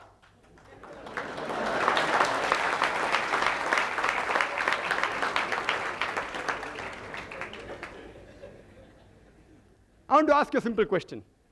Which man in the history of humankind is known maximum for killing maximum human beings? Can you guess? Hitler, Adolf Hitler. He has killed 6 million Jews. Was he a non-veg or veg? Vegetarian. Anyhow, there are crusaders of vegetarians. Now on the internet if you go, they say, see, Adolf Hitler was a vegetarian is a myth. He sometimes had non-veg. And the other side says that when he had gastric problems, that time he had vegetable foods only. To tell you frankly, on a scientific viewpoint, I do not consider the diet of Hitler to be responsible for him killing 6 million Jews. Neither am I telling, irrespective whether you are a vegetarian or non-vegetarian, I'm not interested in knowing, because I, being a doctor, I know it doesn't carry any weight. There were other factors which influenced him to take this drastic step, which is totally inhuman, not the diet.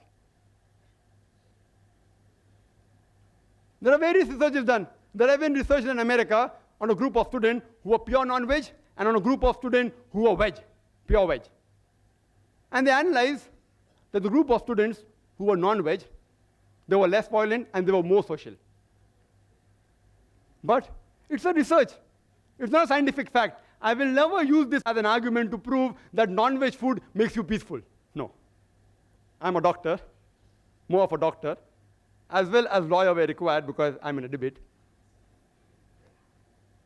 There are researches, but these researches aren't scientific facts. Most of the statements what Mr. Rashmi Zaveri made, all were researches, not scientific facts. There is not a single authentic medical book which says that non-veg food in general should be prohibited. Not a single. All these are researches, like the research done by this person in America. Then they say that veg food makes a person intelligent, and he gave a list of great names, Albert Einstein and Isaac Newton, etc., etc. If we analyze the list of the Nobel Prize winners in all these years, majority were non-veg, majority. And today, animal behavioral scientists, they say that the carnivorous animal should be more intelligent than the herbivorous animal in order to catch the prey. If he's not intelligent, how will he catch the prey? But anyway, I'm not going to use this as an argument, therefore non-veg food makes you intelligent, because these things don't actually affect a human being. The diet does affect a human being, but these arguments don't affect. These arguments don't affect. And all the other arguments given, they don't carry weight actually. There are people who give examples that non-veg food makes you strong is a myth. It's a scientific fact mentioned in several medical books, authentic, that non-veg food is good for health. It does have disease also, you can prevent them. There are proteins, which I'll come to it later on. And to counter-argue that, they're giving an example of Yadunath Singh Naik. Has anyone heard of him? Yadunath Singh Naik. In the army, it is mentioned in this book, Vegetarian or Non-Vegetarian, Choose Yourself by Gopinath Agarwal. Yadunath Naik, being a vegetarian in the army, in wrestling he defeated 2 non-vegetarians. Therefore, veg food makes you strong. I feel ashamed to reply to these arguments. I feel ashamed. It's a known fact that the title holders of world wrestling, yes, there are vegetarian wrestlers also, but if you compare with the full world, almost all the title holders of world wrestling are non-veg. The person known in bodybuilding maximum, who is he? Arnold Schwarzenegger. 13 times world titles he got. 7 as Mr. Olympia, 5 as Mr. Universe, and 1 as Mr. World. What was he, veg or non-veg? Non-veg. The boxer Muhammad Ali Cassius Clay, non-veg. Mike Tyson, non-veg. Yes, of course, non-veg food does add to the strength. That is a scientific fact. That's the reason that if you analyze that when a person is convalescing from a disease, it's preferable non-veg food. Not that you have to have non-veg, it's preferable, egg, etc. And I'll come to it later on. And then they give an example of a wrestler, Professor Ram Murthy. Never heard his name. He says it's a world famous wrestler. Who has heard of him? Anyone has heard of him? Professor Ram Murthy? No one. World famous. Where do you get this news from? World famous.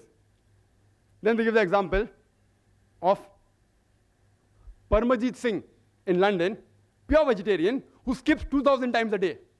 Therefore, vegetarian food makes you an athlete.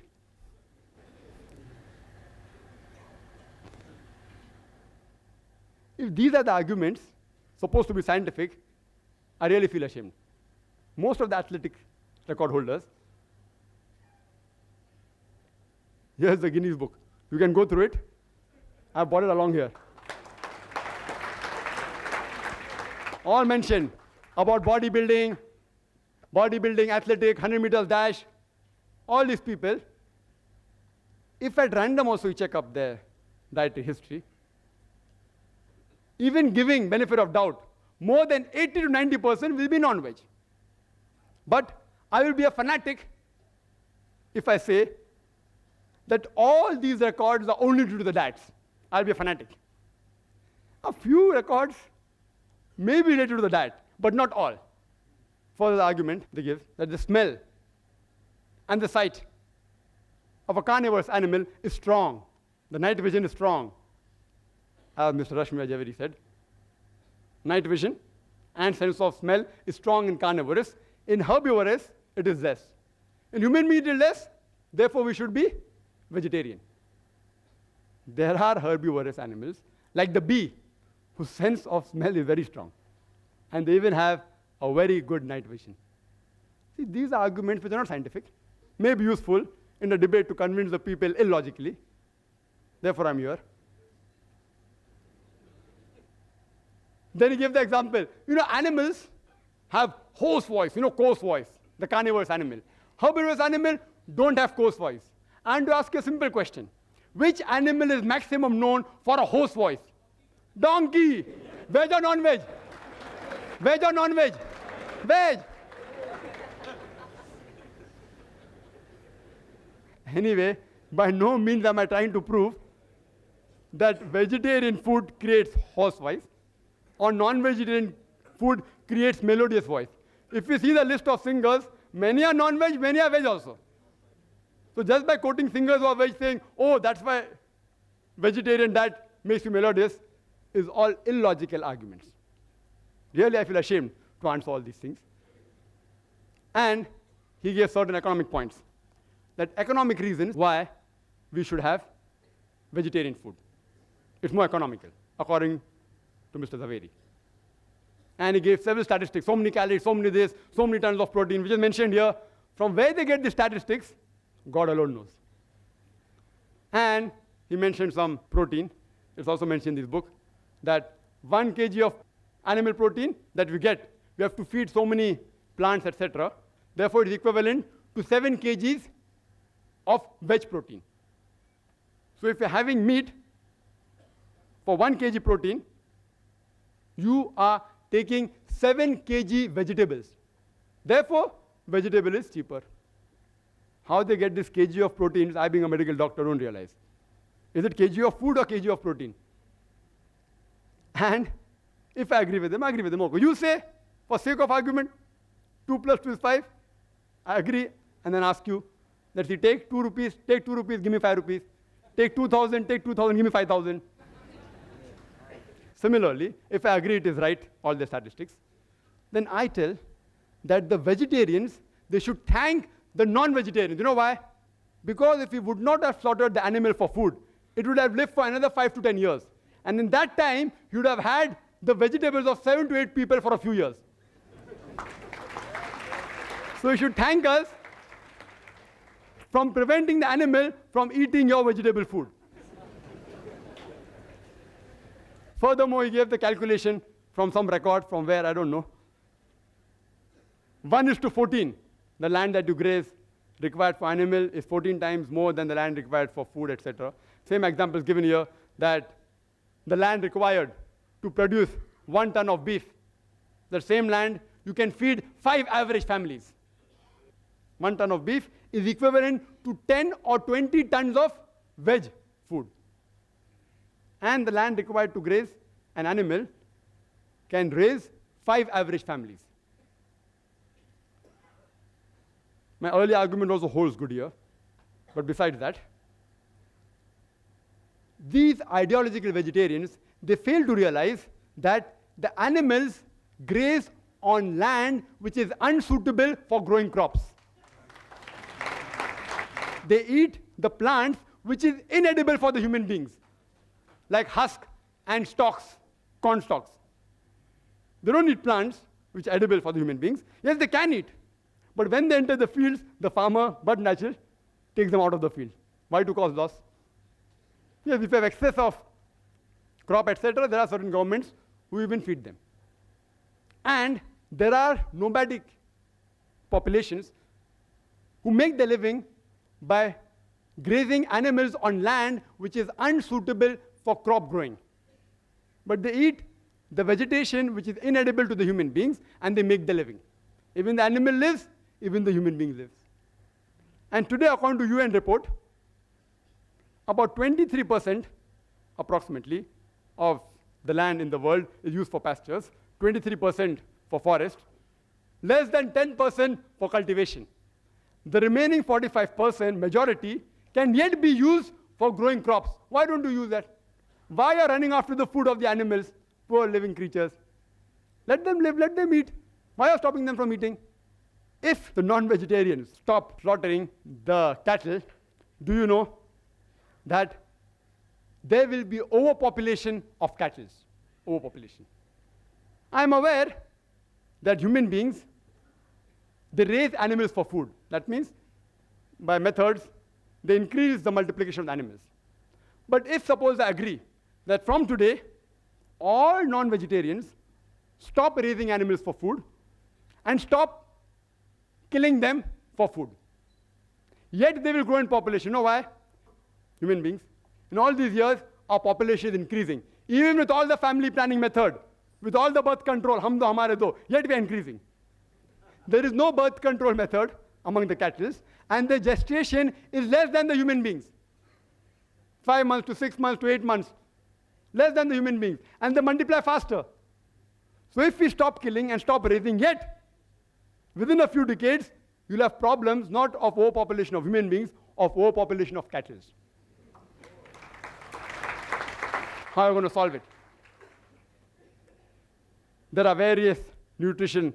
He talked about protein, etc. If time permits, I will speak in the rebuttal. I would like to make a statement of Dr. George R. Kerr, which is sufficient to counter all his arguments on health. Dr. George R. Kerr, he is the professor of nutrition in the University of Texas. Why I'm giving the designation, you can come to know that these people actually specialize in catching health fraud. People who deal in fraud in health. He says that virtually all authors of the diet and disease books, they propose hypotheses which are untested, ill-tested, unfound, unlikely, or disproved. I would like to repeat. Dr. George R. Kerr says, virtually all authors of books on diet and disease, they propose hypothesis which is ill-tested, unfound, non-tested, unlikely, or disproved. Time is running short. I would like to make the statement that's given by the American Council on Science and Health. Just a statement. See, they are experts. These quotation of research aren't scientific facts. All this quotation that this causes this, that, Some are scientific facts, but they can be prevented. But the other thing was mentioning about this land and that land, these are only statistics done by individual researchers. Even when you do PhD, you can do a research and that will come into account, but won't carry weight. American Council on Science and Health says that a person need not abstain from meat and be a vegetarian to have a healthy diet. And the topic is not veg or non-veg, which is healthier.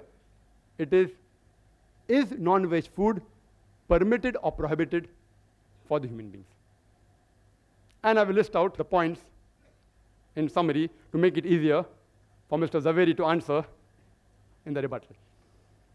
Point number 1, there is not a single major religion which bans or prohibits all non-veg food in general.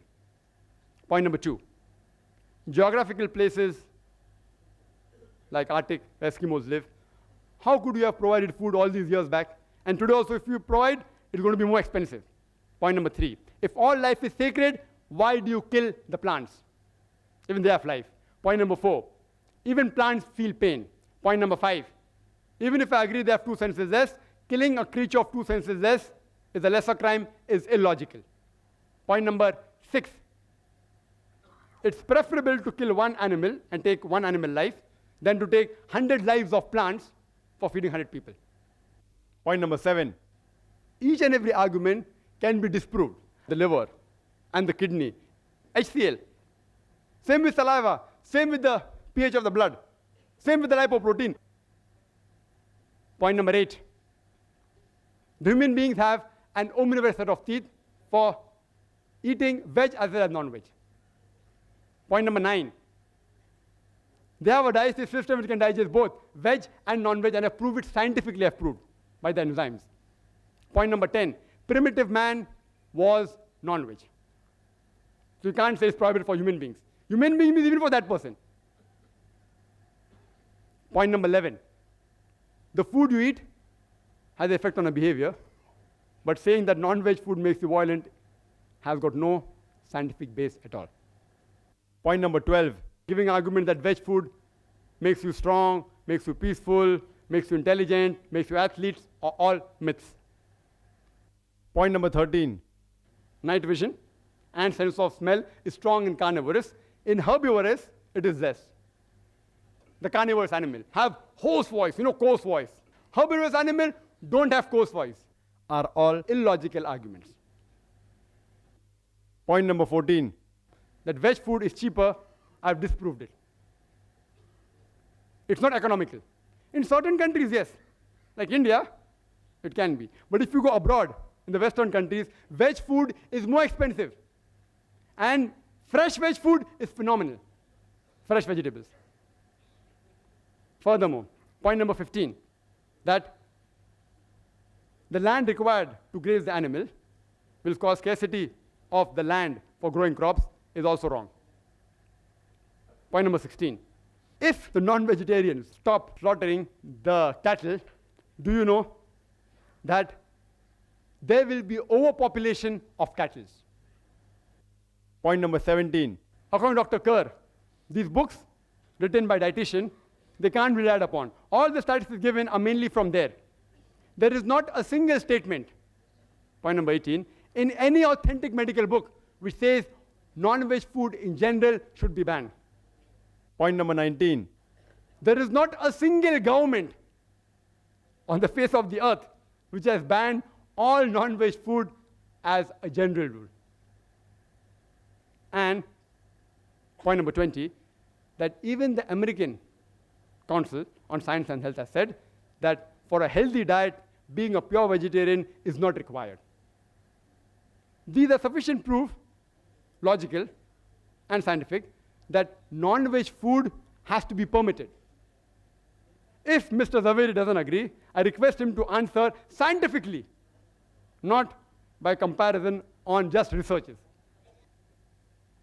But yet if Mr. Rashmi Bhai Zaveri doesn't reply to more than 20 points which I've put forth, yet I will not ask him to become a non-veg. Because I'm not a fanatic non-vegetarian. I'm not. Yet if you want to continue eating vegetarian food, I have got no objection. It's a personal choice. It's a personal choice. Some people like due to certain taste, etc. It's a personal choice.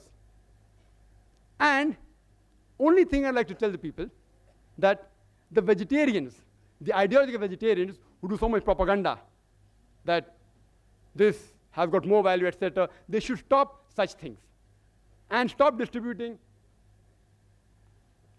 these type of books which mislead the people. I would like to end my talk by giving the quotation of the glorious Quran from Surah Nahl, chapter 16, verse 125, which says, "Udu ila sabili rabbika bil hikmah wal mau'izatil hasana wajadil billati ahsan." That is, invite all to the way of thy Lord with wisdom and beautiful preaching, and argue with them and reason with them in the ways that are best and most gracious. Wa akhiru da'wana alhamdulillahi rabbil alamin.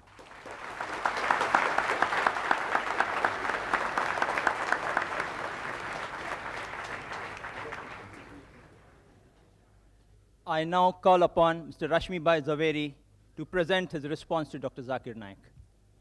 Ladies and gentlemen, Mr. Rashmi Bhai Zaveri.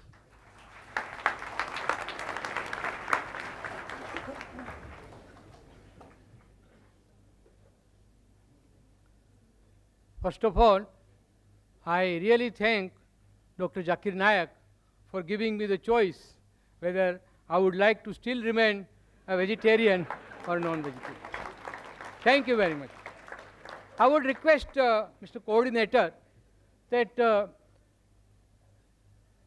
would you like to have the rebuttal or my comments now, or shall we have? No. Because after all, you know, this is. No. Now it's better, you know, we'll Let's do have the same some question and answer if you think. question answer we have in the third session. We have 3-part session.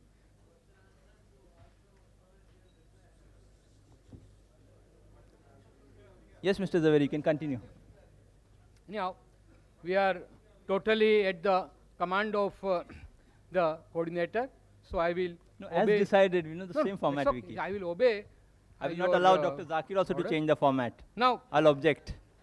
first thing that I will say, it's not a question of whether one is logical or illogical, and it's not a question of the choice that one makes. As I said in my talk earlier, everything is relative, and you have to understand this topic from that perspective.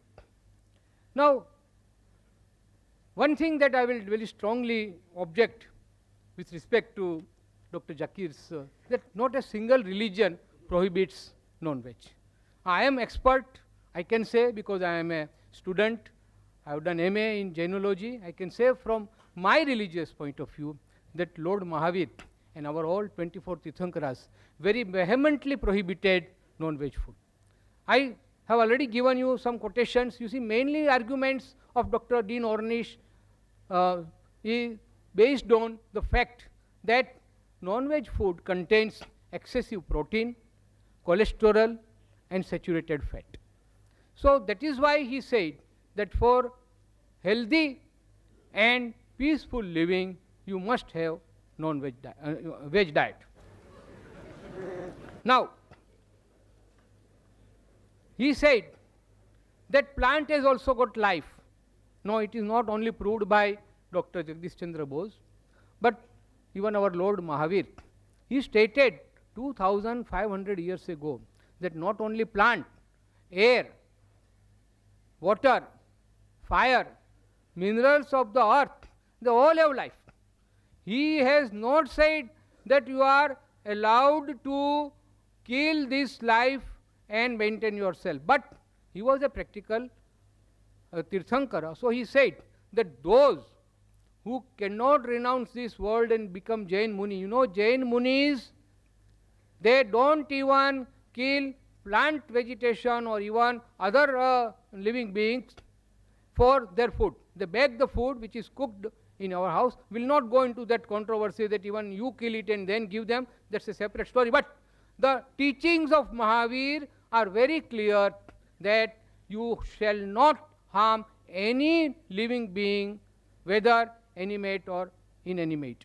Now, because of certain constraint for those people who cannot renounce the world, he has said that at least you can avoid essential killing. He has said that even if you, when you have food made out of plant, it is violence, it is hinsa, but it is necessary. So what I prohibit is unnecessary killing. Friends, this is a very sharp distinction, but very important distinction we should make, that if the alternative is available, we should not go for that alternative which compels us to kill and eat our own fellow creatures. Another thing, so he said plants. In my talk I stated about plant food, and he said that even a lizard can grow tail. That's the only exception. The plants, you pluck fruits, they will give you more fruits. You cut their branches, more branches will grow. See, there is no end to such argument. So let us restrict our argument to this about medical science, and he rightly stated that medically also he has given certain things. I have also stated. Now it is for the enlightened audience to decide whether the scientific facts that I have given are correct or he has given. It's okay. It's a question of argument. Now he has conveniently forgotten. Please excuse me, I am telling because I am trying to rebut your things. The psychological aspect. When we consume animal food, we also inherit certain animal instincts. What have you to say? Please, in your rebuttal, you can say that. Now, doctors also, most of the doctors prescribe raw vegetable. Now, coming to cooking, most of the doctors prescribe raw vegetables for healthy diet. Only that food or cereals which will not be proper for a human being to consume raw, that only can be cooked. But as far as possible, and in our Indian Vegetarian Congress, we always, whenever we have a meeting, we have most of the food raw, uncooked, and that is more healthy according to us. About the books, these books were not given by me to Dr. Nayak, and it was given by my friend Mr. Salecha, who approached me. That's okay, it's nothing very important. Now, I will tell you one thing, that you cannot alter the truth by just loud applause. Okay, if you are impressed by my argument, you may applaud me. Or if you are impressed by the other argument, you can applaud that. But I firmly believe that just because some arguments are appealing to you and you applaud them loudly will not alter the truth. And I have referred to about one book, Dr. Deepak Chopra. He has also written many books. He is also a physician, practicing physician, like Dr. Dean Ornish.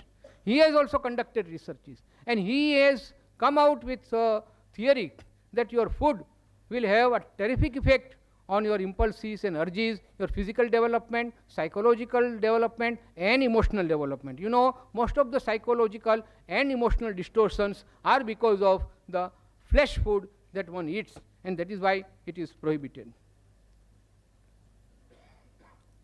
It is totally illogical to say that by eating animals you are helping vegetarians. We should not worry about the animal population because nature is quite capable of taking care. Why?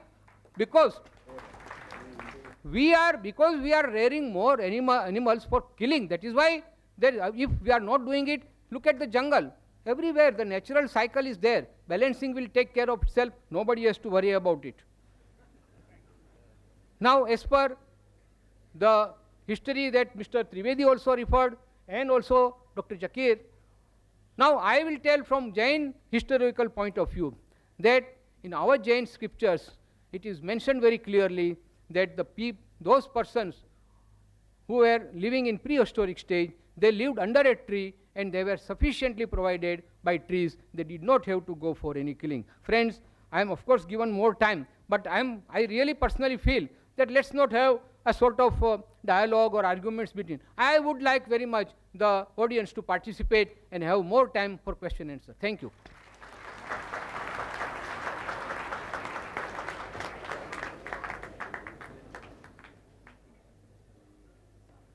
Thank you, Mr. Zaveri. We have 5 minutes more. He's taking 5 minutes left. Now I call upon Dr. Zakir Naik to present a response to Mr. Rashmi Bhai Zaveri for 15 minutes only.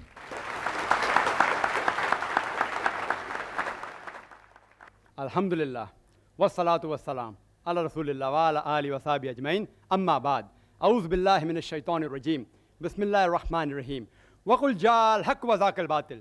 Inna la batila kana zahuka. Bismillahir rahmanir rahim. Rabbi shrah li sadri wa yassir li amri وَحْلُلْ عُقْدَةً مِّن لِسَانِي يَفْقَهُ قَوْلِي.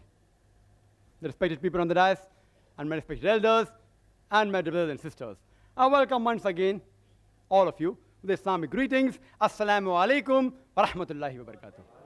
May peace, mercy, and blessings of Allah subhanahu wa ta'ala be on all of you. I have not conveniently forgotten anything. If you realize I spoke maybe half minute more than the time allotted, so how can you say I conveniently forgot? If you give me even 5 hours more, if you're willing to stay, because you were the person who kept time restrictions, you know, less time 30, I had to bargain for 50 minutes. I would love to speak for 2 hours. Even full day, I can do it, because I'm a marathon speaker, alhamdulillah. I'm a non-vegetarian.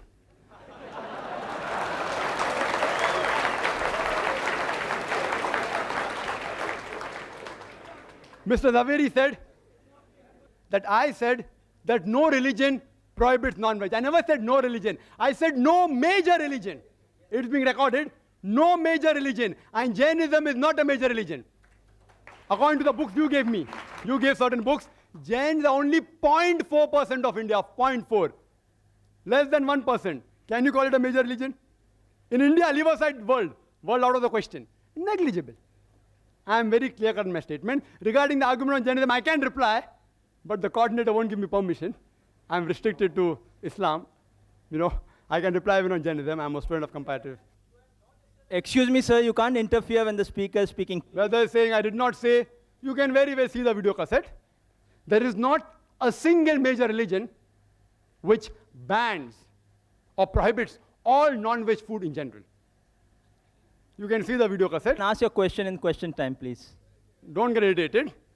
The diet will help you. Don't get irritated. Brother Rashmi Bhai Zaveri said, I did not answer whether you get animal instinct. I said in my lecture, I think you didn't hear, I said we eat peaceful animals like goat, sheep, because we want to be peaceful. And therefore when I came starting, I always said, peace be on all of you. Further, he said, I didn't state Dr. Dean Ornish. I yet challenge him. If his book is referred by any authentic medical college, authentic book, not just dietary books, that answer I already gave by Dr. William T. Jarvis. Even scientists and medical professionals are not immune to the ideological thinking of the vegetarians. They aren't immune. It's not a medical book. He may have written a diet book. I am very clear in my words. I don't mix words. And Dean Ornish, whatever his name is, may be very famous. I don't know him. I'm hearing him for the first time. I don't know. I yet ask him to prove and check whether that book is referred as a textbook, not as a medical book, a text medical book in a college. That shows authenticity. He said we should not worry about the cattle. Nature will take care. It is you all who are so much worrying. We aren't worrying. Nature made them in such a way that the moment you kill them, they will again come. God is the creator. Allah made them. If we kill lion, tiger, they will become extinct. Therefore, we cannot have their food. The cattle, we can have. God has made them that way. If we don't follow the instruction of God, there will be overpopulation.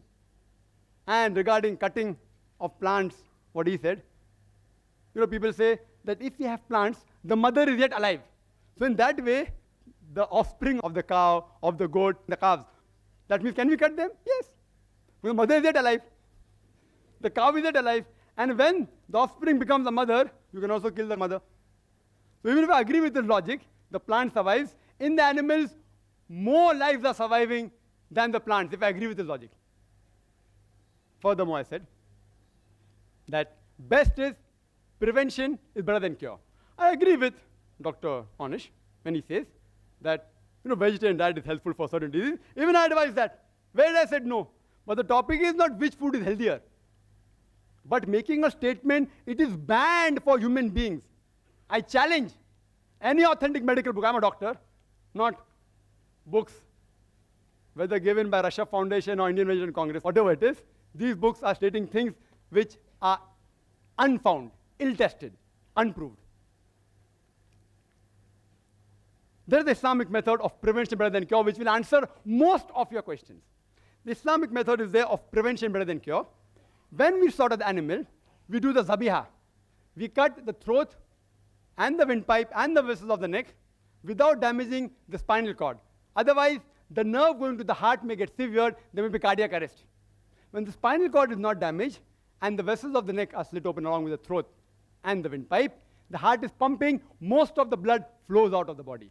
Blood is a very good media of germ and bacteria.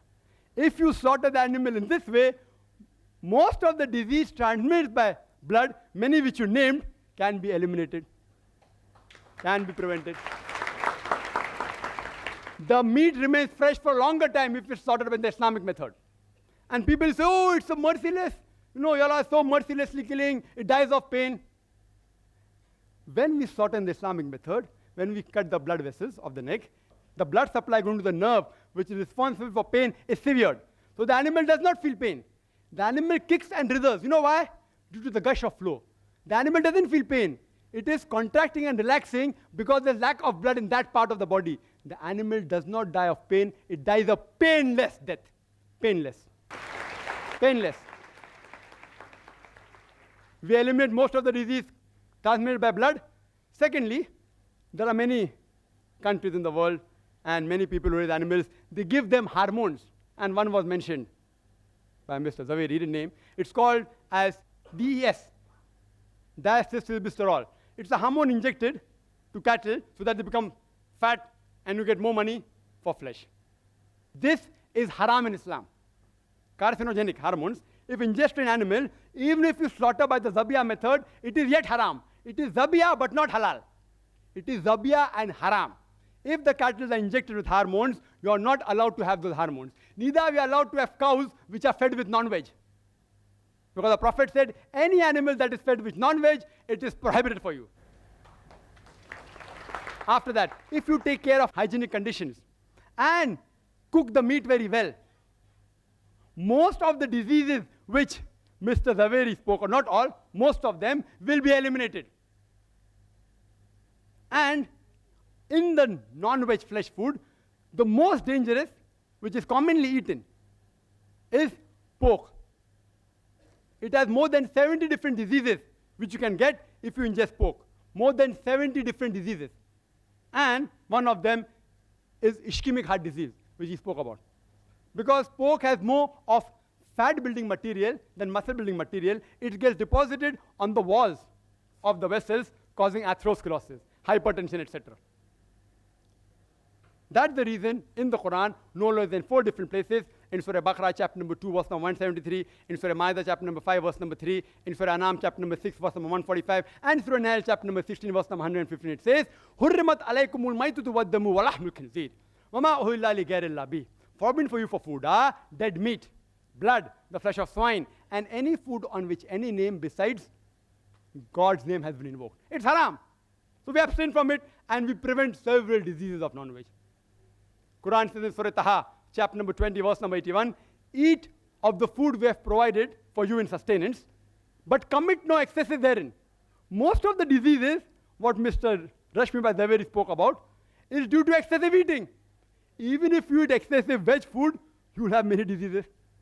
I will not say, don't have veg food. I'm a doctor. I'm not an ideological, neither a fanatic non-vegetarian. So if you prevent eating in excess, most of the disease will be prevented. If you follow the Islamic guidelines, slaughter in the Islamic method, remove the blood, don't give hormones, cook the food very well, hygienic conditions, avoid pork, don't eat in excess, most of the disease can be prevented. It answers most of his arguments. Few are yet remaining. If time permits or during question answer time, if you ask, I will reply. Do you know that talking about healthy food, talking about all research and experiments, I'll talk something which is a fact. According to Dr. William, again very famous person, Dr. William, he says that vegetarian food extends the life of a human being for more than 6 years. If you have veg food, as compared to non-veg food, you live 6 years longer. Again, hypothesis. If you analyze, data was collected about all the people who lived above 100 years from 1932 to 1952. And on this data, a person by the name of O. Sejares, he wrote a book, Living to be 100, 1,200 people who did and why they did it. Everything is mentioned. In it, even diet is mentioned. Do you know out of 1,200 people, how many were vegetarian? How many? Guess. 1,000. Four.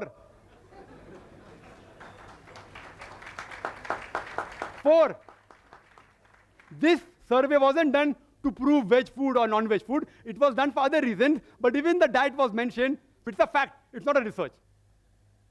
It's a fact. Out of 1,200 people who lived in the span of 20 years, over 100 years, only 4 were vegetarian.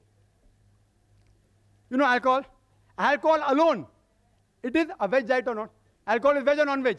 Veg. From juices of fruits.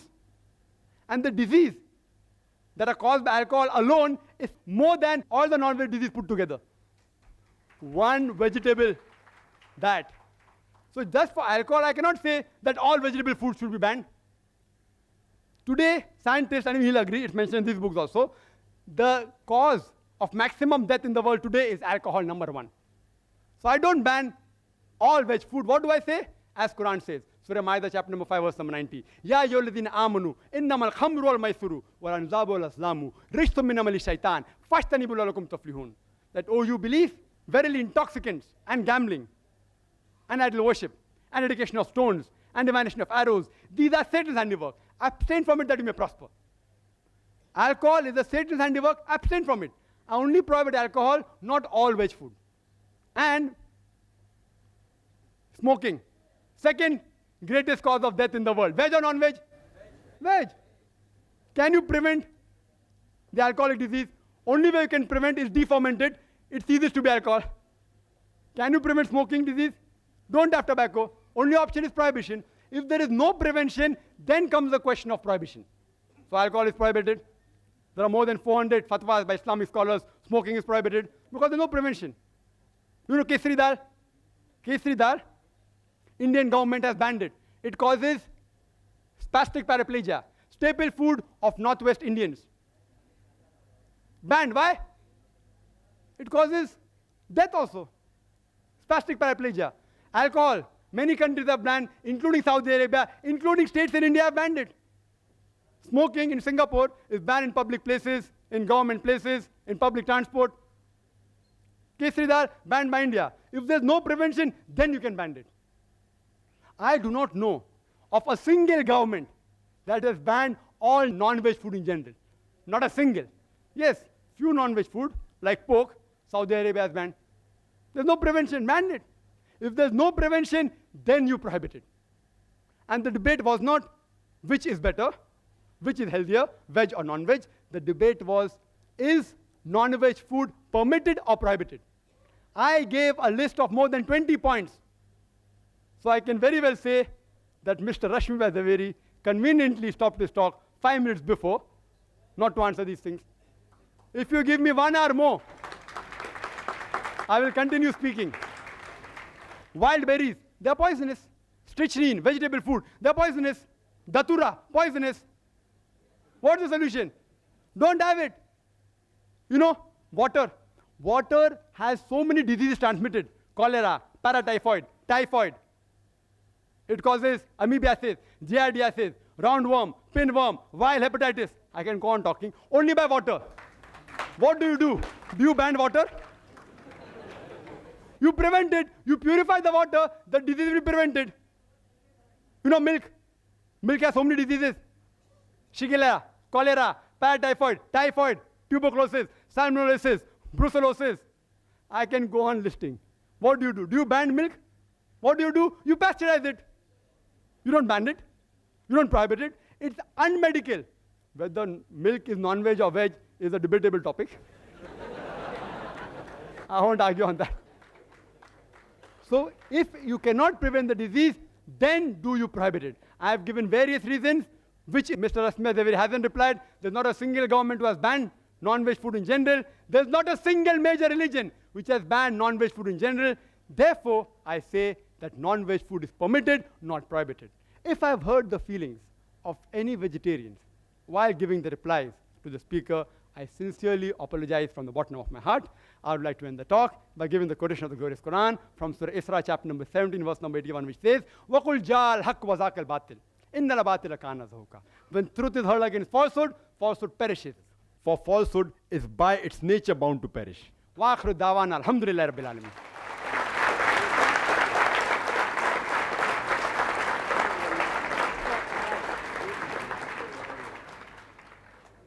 I now call upon Mr. Rashmi Bhai Zaveri to present his response to Dr. Zakir Naik. Ladies and gentlemen, Mr. Rashmi Bhai Zaveri.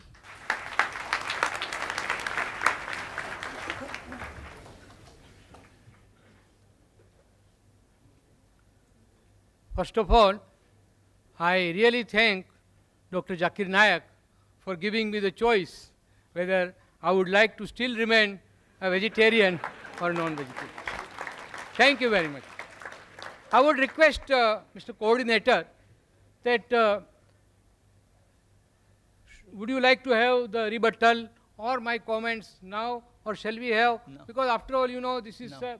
Now it's better, you know, Let's do have the same some question answer if you think. question answer we have in the third session. We have 3-part session.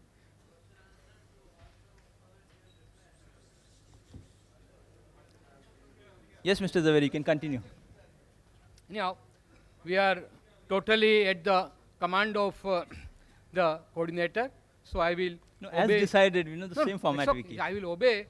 I will your, not allow Dr. Zakir also to order. change the format. Now, I'll object. first thing that I will say, it's not a question of whether one is logical or illogical, and it's not a question of the choice that one makes. As I said in my talk earlier, everything is relative, and you have to understand this topic from that perspective.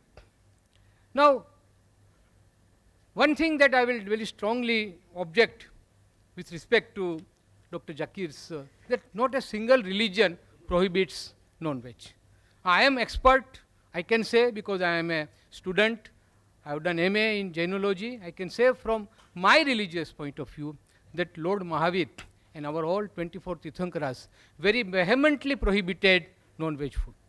I have already given you some quotations. You see, mainly arguments of Dr. Dean Ornish is based on the fact that non-veg food contains excessive protein, cholesterol, and saturated fat.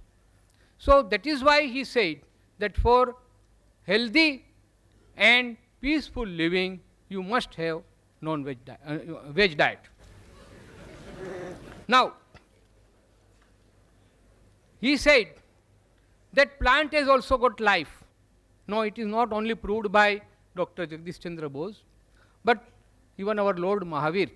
He stated 2500 years ago that not only plant, air, water, fire, minerals of the earth, they all have life.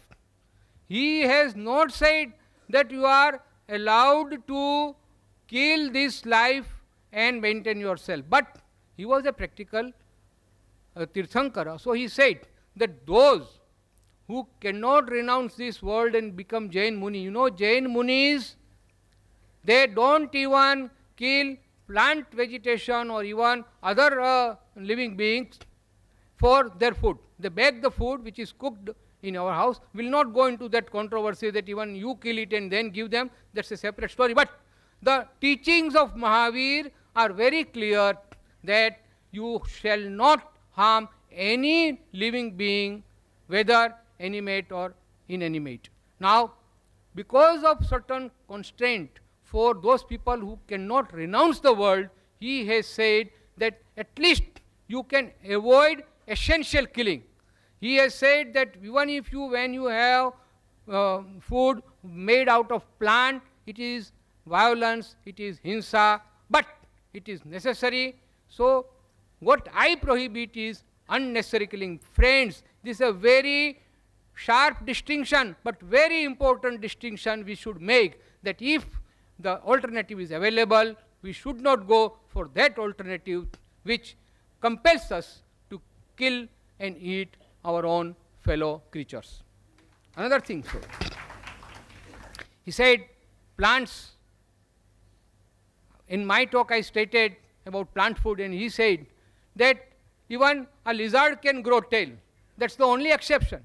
The plants, you pluck fruits, they will give you more fruits. You cut their branches, more branches will grow. See, there is no end to such argument. So let us restrict our argument to this about medical science, and he rightly stated that medically also he has given certain things. I have also stated. Now it is for the enlightened audience to decide whether the scientific facts that I have given are correct or he has given. It's okay. It's a question of argument. Now he has conveniently forgotten. Please excuse me, I am telling because I am trying to rebut your things. The psychological aspect. When we consume animal food, we also inherit certain animal instincts. What have you to say? Please, in your rebuttal, you can say that. Now, doctors also, most of the doctors prescribe raw vegetable. Now, coming to cooking, most of the doctors prescribe raw vegetables for healthy diet.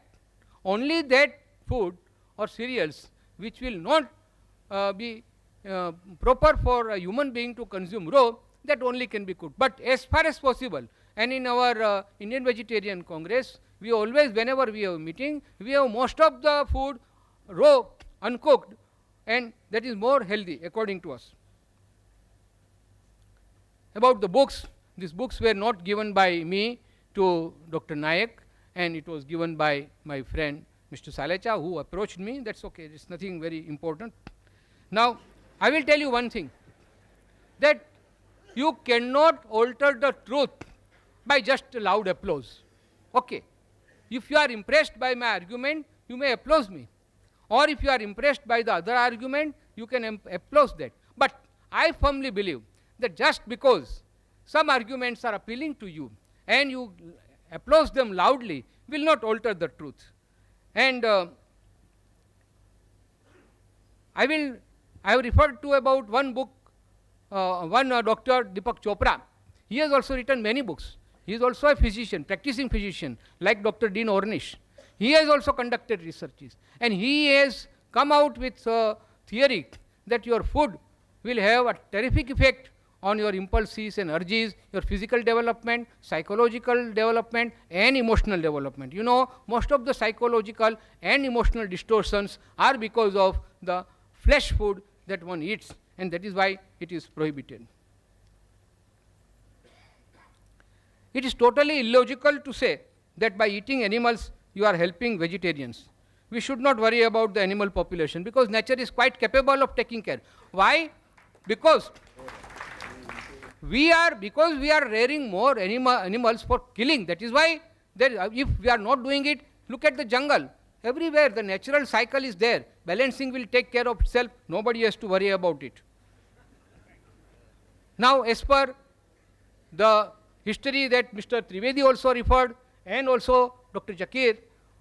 Now, I will tell from Jain historical point of view that in our Jain scriptures, it is mentioned very clearly that those persons who were living in prehistoric stage, they lived under a tree and they were sufficiently provided by trees. They did not have to go for any killing. Friends, I am of course given more time, but I really personally feel that let's not have a sort of dialogue or arguments between. I would like very much the audience to participate and have more time for question and answer. Thank you.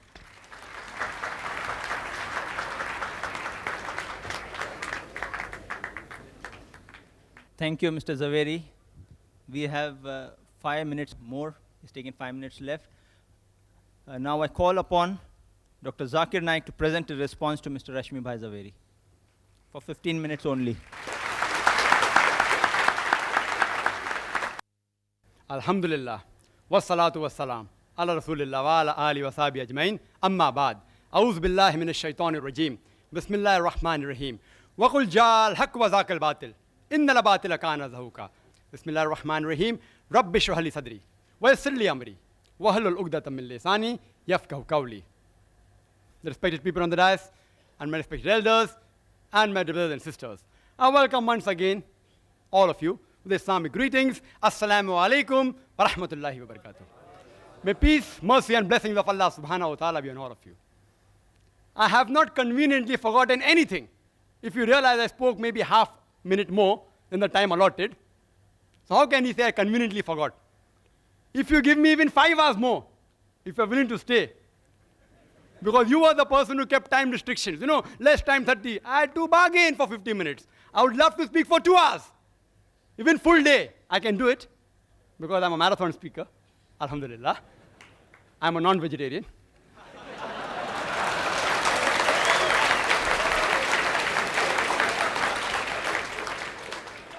Mr. Zaveri said that I said that no religion prohibits non-veg. I never said no religion. I said no major religion. It's being recorded. No major religion. And Jainism is not a major religion.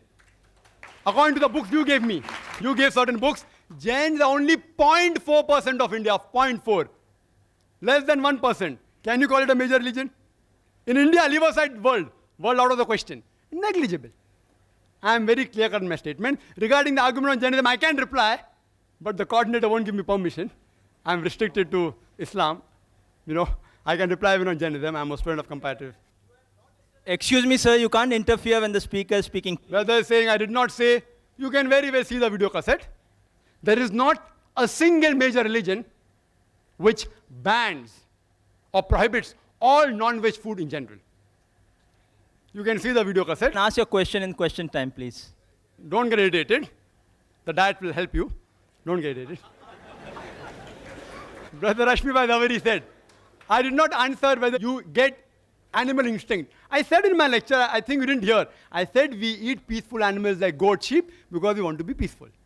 And therefore, when I came starting, I always said, peace be on all of you. Further, he said, I didn't state Dr. Dean Ornish. I yet challenge him. If his book is referred by any authentic medical college, authentic book, not just dietary books, that answer I already gave by Dr. William T. Jarvis.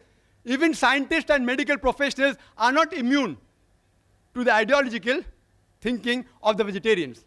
They aren't immune. It's not a medical book. He may have written a diet book. I am very clear in my words. I don't mix words. And Dean Ornish, whatever his name is, may be very famous. I don't know him. I'm hearing him for the first time. I don't know. I yet ask him to prove and check whether that book is referred as a textbook. Not as a medical book, a text medical book in a college. That shows authenticity. He said we should not worry about the cattle. Nature will take care. It is you all who are so much worrying. We aren't worrying. Nature made them in such a way that the moment you kill them, they will again come. God is the creator. Allah made them. If we kill lion, tiger, they will become extinct. Therefore, we cannot have their food. The cattle, we can have. God has made them that way. If we don't follow the instruction of God, there will be overpopulation. And regarding cutting of plants, what he said, people say that if we have plants, the mother is yet alive. So in that way, the offspring of the cow, of the goat, the calves, that means can we cut them? Yes. The mother is yet alive.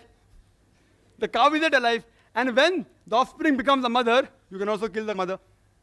So even if I agree with this logic, the plant survives. In the animals, more lives are surviving than the plants, if I agree with this logic. Furthermore, I said that best is prevention is better than cure. I agree with Dr. Ornish when he says that vegetarian diet is helpful for certain diseases. Even I advise that. Where I said no. But the topic is not which food is healthier, but making a statement, it is banned for human beings. I challenge any authentic medical book. I'm a doctor, not books, whether given by Russia Foundation or Indian Vegetarian Congress, whatever it is. These books are stating things which are unfound, ill-tested, unproved. There is the Islamic method of prevention better than cure, which will answer most of your questions. The Islamic method is there of prevention better than cure. When we slaughter the animal, we do the zabiha.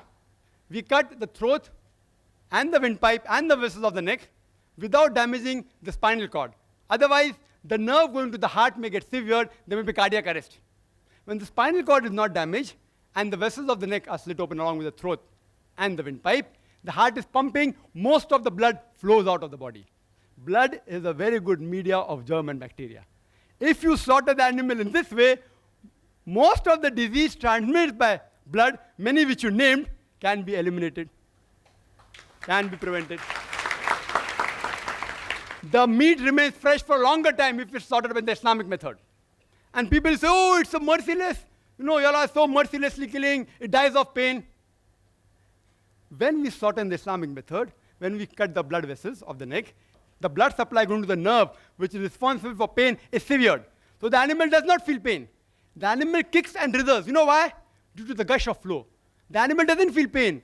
It is contracting and relaxing because there's lack of blood in that part of the body. the animal does not die of pain, it dies a painless death. Painless. Painless.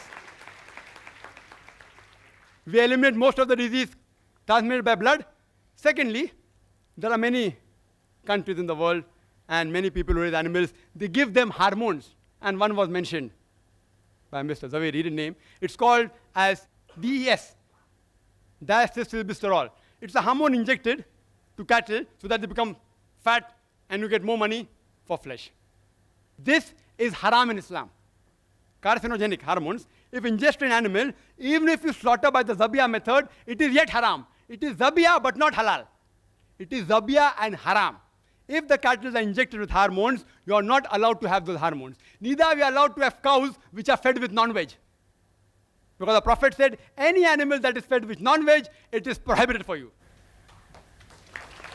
After that, if you take care of hygienic conditions and cook the meat very well, most of the diseases which Mr. Zaveri spoke, or not all, most of them will be eliminated.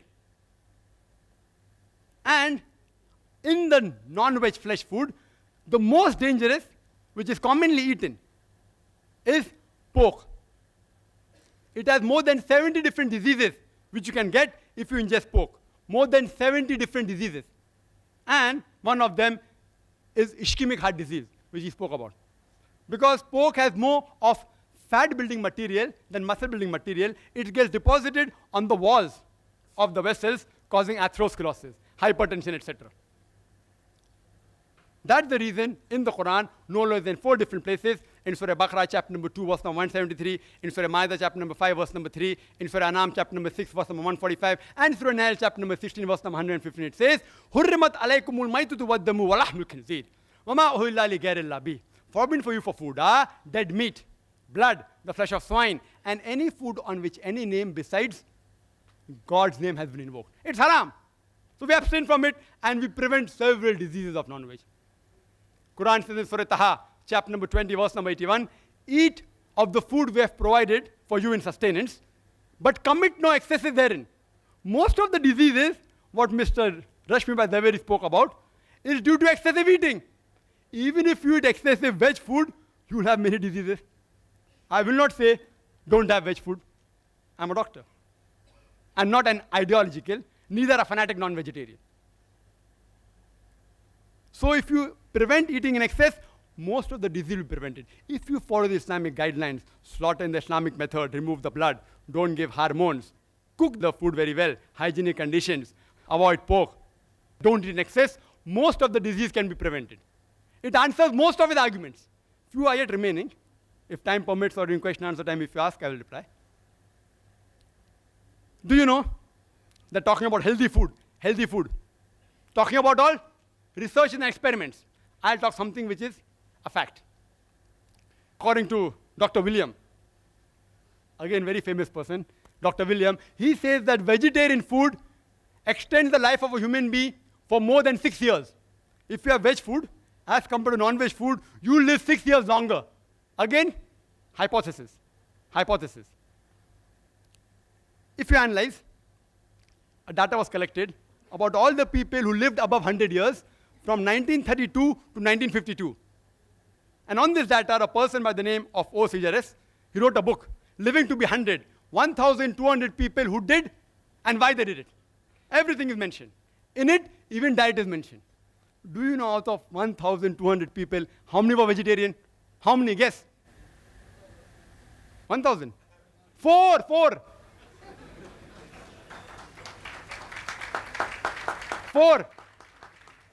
This survey wasn't done to prove veg food or non-veg food. It was done for other reasons, but even the diet was mentioned. It's a fact. It's not a research. It's a fact. Out of 1,200 people who lived in the span of 20 years, over 100 years, only 4 were vegetarian. You know alcohol? Alcohol alone, it is a veg diet or not? Alcohol is veg or non-veg? Veg, from juices of fruits. And the disease that are caused by alcohol alone is more than all the non-veg disease put together. One vegetable diet. So just for alcohol, I cannot say that all vegetable foods should be banned. Today, scientists, and he'll agree, it's mentioned in these books also, the cause of maximum death in the world today is alcohol, number one. So I don't ban all veg food. What do I say? As Quran says, Surah Ma'idah chapter number 5 verse number 90. Ya ayyuhalladhina amanu innamal khamru wal maisuru wal anzabu wal azlamu rijsun min amali shaitan fajtanibu la'allakum tuflihun. That, oh, you believe, verily intoxicants and gambling and idol worship and dedication of stones and divination of arrows, these are Satan's handiwork. Abstain from it that you may prosper. Alcohol is a Satan's handiwork. Abstain from it. I only prohibit alcohol, not all veg food. And smoking. Second greatest cause of death in the world. Veg or non-veg? Veg. Can you prevent the alcoholic disease? Only way you can prevent is deferment it. It ceases to be alcohol. Can you prevent smoking disease? Don't have tobacco. Only option is prohibition. If there is no prevention, then comes the question of prohibition. So alcohol is prohibited. There are more than 400 fatwas by Islamic scholars. Smoking is prohibited because there's no prevention. You know kesari dal? Kesari dal? Indian government has banned it. It causes spastic paraplegia, staple food of Northwest Indians. Banned. Why? It causes death also. Spastic paraplegia. Alcohol. Many countries have banned, including Saudi Arabia, including states in India have banned it. Smoking in Singapore is banned in public places, in government places, in public transport. Kesari dal banned by India. If there's no prevention, then you can ban it. I do not know of a single government that has banned all non-veg food in general. Not a single. Yes, few non-veg food, like pork, Saudi Arabia has banned. There's no prevention, ban it. If there's no prevention, then you prohibit it. And the debate was not which is better, which is healthier, veg or non-veg. The debate was, is non-veg food permitted or prohibited? I gave a list of more than 20 points. So I can very well say that Mr. Rashmi Zaveri conveniently stopped his talk 5 minutes before, not to answer these things. If you give me 1 hour more, I will continue speaking. Wild berries, they are poisonous. Strychnine, vegetable food, they are poisonous. Datura, poisonous. What is the solution? Don't have it. You know, water. Water has so many diseases transmitted. Cholera, paratyphoid, typhoid. It causes amoebiasis, giardiasis, roundworm, pinworm, viral hepatitis. I can go on talking. Only by water. What do? Do you ban water? You prevent it. You purify the water, the disease will be prevented. You know, milk. Milk has so many diseases. Shigella, cholera, paratyphoid, typhoid, tuberculosis, salmonellosis, brucellosis. I can go on listing. What do? Do you ban milk? What do? You pasteurize it. You don't ban it. You don't prohibit it. It's unmedical. Whether milk is non-veg or veg is a debatable topic. I won't argue on that. So if you cannot prevent the disease, then do you prohibit it? I have given various reasons, which Mr. Rashmi Zaveri hasn't replied. There's not a single government who has banned non-veg food in general. There's not a single major religion which has banned non-veg food in general. Therefore, I say that non-veg food is permitted, not prohibited. If I have heard the feelings of any vegetarians while giving the replies to the speaker, I sincerely apologize from the bottom of my heart. I would like to end the talk by giving the quotation of the glorious Quran from Surah Isra, chapter number 17, verse number 81, which says, وَقُلْ جَاءَ الْحَقُّ وَزَاقَ الْبَاطِلُ إِنَّ الْبَاطِلَ كَانَ زَهُوقًا. When truth is heard against falsehood, falsehood perishes. For falsehood is by its nature bound to perish. وَآخِرُ دَعْوَانَا الْحَمْدُ لِلَّهِ رَبِّ الْعَالَمِينَ.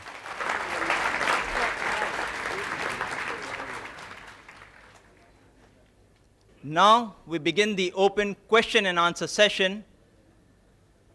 To extract maximum benefit in the limited time that we have available in the question and answer session, we expect the following rules to be observed. Your question should be on the topic only, that is non-vegetarian food permitted or prohibited for a human being? Questions out of the topic will not be permitted. Kindly state your question briefly and to the point. This is not a lecture time, neither a cross-question time for the questioners. I repeat, kindly state your question briefly and to the point. This is not a lecture time, neither a counter question time for the questioners.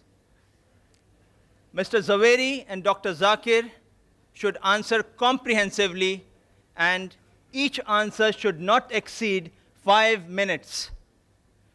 4 mics have been provided in the auditorium, 2 next to the stage for the gents, and 2 in the rear central aisle for the ladies. If you wish to put a question to Mr. Zaveri, kindly queue up behind the mic with the name clip, question for Mr. Zaveri, similarly so in the ladies. And if you wish to put a question to Dr. Zakir, kindly queue up behind the mic with the name clip, question for Dr. Zakir. Only one question at a time may be asked. For your second question, you would have to go right at the back of the queue again and await your second chance. Written questions on slip papers, which are available from the volunteers in the aisles, would be given secondary preference if time permits. On your slip, where you're putting a question, kindly tick or write to whom your question is addressed, Mr. Zaveri or Dr. Zakir, or it might be put aside. Kindly state your name and profession before putting forward your question so that the speakers would be in a better position to answer you. We would allow one question on each of the mics in a clockwise rotation, alternately addressed to each speaker. May we have the first question from the mic on my left? So we have first gents, ladies too, then gents again. Yes, brother, we can have the first question from you. That's for Mr. Zaveri? Yeah. Yes.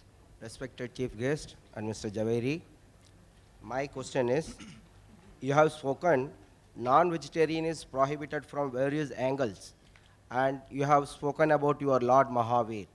Mahavir advised that killing animals and living happy at the expenses of others is prohibited. Now please explain to me, did Mahavir say that can you eat vegetarian? Vegetarian in the sense, I mean, Mahavir never go and cut trees and have vegetable foods. He was always sitting under the tree, and the food which he has eaten is mostly fruits which has fallen from the tree. He was not plucking up the fruits and ate. So please explain to me, because you have spoken on the subject of this, non-vegetarian is prohibited for the thing.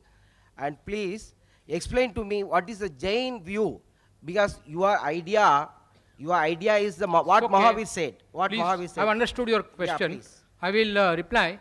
See, what Lord, I have stated already that what Lord Mahavir stated, that even plant has got life. And he says that even eating vegetable food is, as per the Jain scriptures, is prohibited for Jain Muni. But because of constraint, everybody cannot become a Jain Muni. That is why he said that at least the unnecessary killing of animals should be avoided. He never said that eating of plant food is allowed even for Jain Munis. Yes, sister. Question for Dr. Zakir. Assalamu alaikum, Brother Zakir. I'm Humayma here. I have a question. There are various pamphlets distributed by a vegetarian society quoting the Quran from Surah Hajj that it is not the meat nor the blood that reaches Allah, but your piety that reaches Him, thus proving that Islam prohibits killing of animals for fowl. There are many quotations from Quran and Hadith showing concern for animals. I would like to thank the sister. She has asked a very fundamental question, that there are certain pamphlets distributed by organizations proving from the Quran and Hadith that non-veg food a Muslim should not have, it is prohibited. And this was the initiation of this debate. I didn't touch on it because, they told me to keep out of religion. But since it's a question I'm compelled to answer. This was a pamphlet that the president of Tusha Foundation, Mr. Dhanraj Salesha, he gave, and how this debate was initiated. He gave this pamphlet quoting from the Quran. I'll just give also reference. The reference is a bit wrong out there, but I don't catch on to the reference. He's quoting a verse from Surah Hajj, chapter 22, verse number 37, which says that it is not their meat, nor their blood, which reaches Allah, which reaches God, but it is your piety that reaches Him. And I agree with that, totally. It's indicating that Islam is not like certain other religions, which believe that Almighty God requires blood and meat to survive. It's saying that when you sacrifice, blood doesn't reach God, meat doesn't reach God. It is your intention. It is the righteousness. It's the piety which you sacrifice. Allah considers that piety. That is the reason when we sacrifice in Eid al-Zuha, minimum 1/3 portion of that animal has to be given compulsory to the poor people. 1/3 can be given to friends and relatives. And maximum 1/3 you can keep for personal use. There is no part kept for Almighty God. Because Quran says in Surah An-Am chapter 6, verse 14, that He feedeth everyone, but does not require to be fed. Allah Almighty God feeds everyone, He doesn't require to be fed. This verse is clear that when you sacrifice, Allah sees your intention, He doesn't require blood and meat of the animal. There's one more quotation. There are various, it will take me 1 hour to reply to all. I'll just pick up the second quotation of Quran, the 2 Quranic quotation. It says in Surah Baqarah chapter 2, verse number 205, that when they turn away, they create mischief through the land. By destroying crops and cattle, Allah loves not those who make mischief. After giving this quotation, below it's mentioned that therefore you should not have non-veg. Their interpretation. The Arabic word used is nasal, which some have translated as cattle. It actually means progeny. But irrespective whether nasal you translate as cattle or progeny, if you read the context, those people who create mischief throughout the world by destroying crops and cattle or progeny, not slaughtering for food, destroying for creating mischief. Allah does not like those who make mischief. So if you kill any animal, even the plant if you kill, for making mischief, Allah doesn't like. If you say this verse refers to not having for food, that means you should not even have the crops. If I agree with you, this verse refers not to have cattle, even crops is there. It is a very wrong way of argument. They don't do self-analysis. Crop is also mentioned there. If they say by this verse, non-veg is prohibited, even veg is prohibited. It is not. Neither non-veg is prohibited, neither veg is prohibited. Certain foods which Allah has prohibited is mentioned in the Quran. The others Allah says in Surah Baqarah chapter 2 verse 168, eat of the good food we have provided for you. Regarding animal concern. Yes, there are various hadith. If you read Sahih Bukhari, volume number 3, hadith number 551, and Sahih Bukhari, volume number 8, hadith number 38, it speaks about a man who gave water to a thirsty dog. And Prophet said, he'll be rewarded. So people asked, do you even have reward for giving water to a thirsty dog? The Prophet said, yes. For every kind act you do to the animal, you will be rewarded. Imagine in the days of ignorance, Yawm al-Jahiliyyah, 1400 years ago, where human beings were treated like animals, our beloved Prophet Muhammad spoke about animal rights. Prophet said, don't overload the animals. You know, today in India, 2 bullocks are supposed to carry by law not more than 500 kgs. They carry more than a ton. Prophet said, don't overload them. Don't ill-treat them. Don't tie them and shoot them. Mentioned Sahih Muslim, volume number 3. Hadith number 4812. It's also mentioned in Sahih Bukhari. Don't tie the animal and shoot them. It's mentioned in Sahih Muslim, volume number 3, hadith number 4810, that when you slaughter the animal, see to it that the knife is sharp, so that the animal doesn't feel pain. Don't slaughter one animal in front of the other. Don't kill the animal twice. He said that, adrenaline is released. It is released in the blood goes out of the body. Prophet spoke about animal concern. We should protect the rights, but for food, if it's lawful animal, you can have it. Hope that answers the question.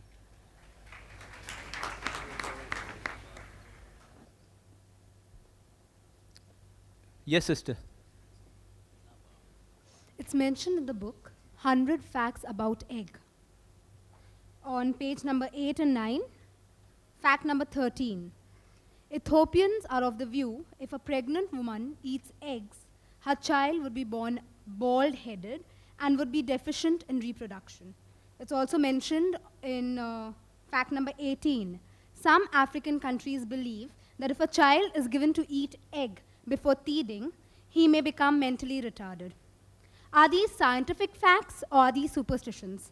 If you say these are scientific facts, then could you please prove it authentically? And if you say it's superstition, then why are you promoting falsehood by such books? That's 100 facts about egg. Thank you. Thank you, sister. One thing, I have not written that book. Second thing, I have not given that book to you, and I have not referred to anything from that book. So it is not necessary to answer particularly for that book, but I can definitely say, which I have already touched upon in my subject, because egg contains excessive protein and cholesterol and saturated fat, that is why it is not healthy for any human being, and particularly for pregnant women and children. Yes, the next question from the mic on the right. I am Fazal Sarang. By profession, I am an architect. My question is to Mr. Dr. Zakir Naik.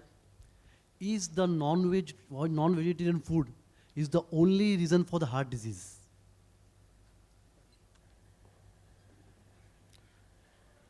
The brother asked a very good question. That is non-veg the only reason for the heart disease? And this was spoken by Mr. Zaveri, that flesh, animal flesh, chicken, mutton, beef causes heart disease. It can cause, he's right. And he further said, there is not a single vegetable source which contains cholesterol.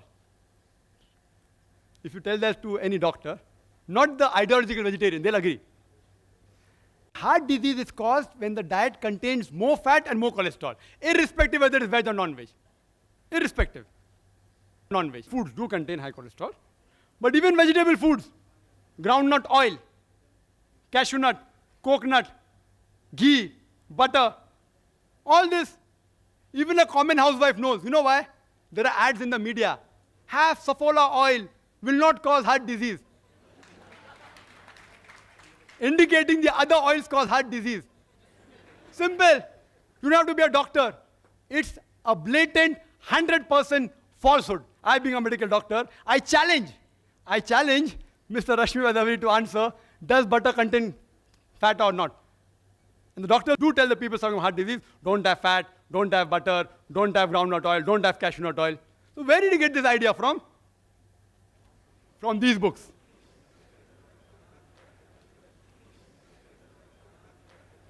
This book he gave to me. Correct? This book you gave to my brother. Who gave? Mr. Salecha. Mr. Salecha gave this book. In this book also it is mentioned the same thing, that there is no cholesterol in vegetables. I'm sorry if I thought, because the first time I'm meeting Mr. Zaveri here, if he didn't give these books, I apologize. But one thing, that all these books are published by Jain organizations and distributed in Bombay, cheap. Yes, I'm not blaming. I don't want to hurt anyone's feeling. Let us not have a dialogue across this thing. I'm not going to hurt anyone's feeling. I'm sorry, I didn't want to say that, but I was compelled. I don't want. If it's not, you said not written by Jain, it's not written. No, you said, Dr. Zakir, that I should reply. You will have a chance in your question answer time. Sir, I'll allow you time. In your time you can respond back. No, I'll allow you to respond back anything you want in your time. And now request the chairman to give me half minute more. I was disturbed. Half minute more. No, he's too smart. We'll not give him half minute more. See, because so many allegations, egg. He told egg is the cause. Egg does contain cholesterol. It's rich in cholesterol. But it's not the major cause. Today's research and medical books also say that the cholesterol in the egg is not the major villain. It is the saturated fat in which you fry the egg. Butter, ghee, lard, which is the main villain. If you don't have this frying in ghee, butter, there are less chances of having ischemic heart disease by egg. And today, amongst the population, 2/3 of the population are non-responders to cholesterol. The moment there's high intake of cholesterol, like taking egg, the liver immediately cuts its own production. And the level that reaches the blood is the same. There are 1/3 people who are responders to cholesterol. They have a problem. They should abstain from yolk of the egg. Otherwise, even if you have 1 or 2 eggs a day, you will not have heart diseases. And if you have it with bacon, with pork, then the problem. If you fry in ghee, you'll have a problem. If you fry in groundnut oil, you'll have a problem. Causing baldness.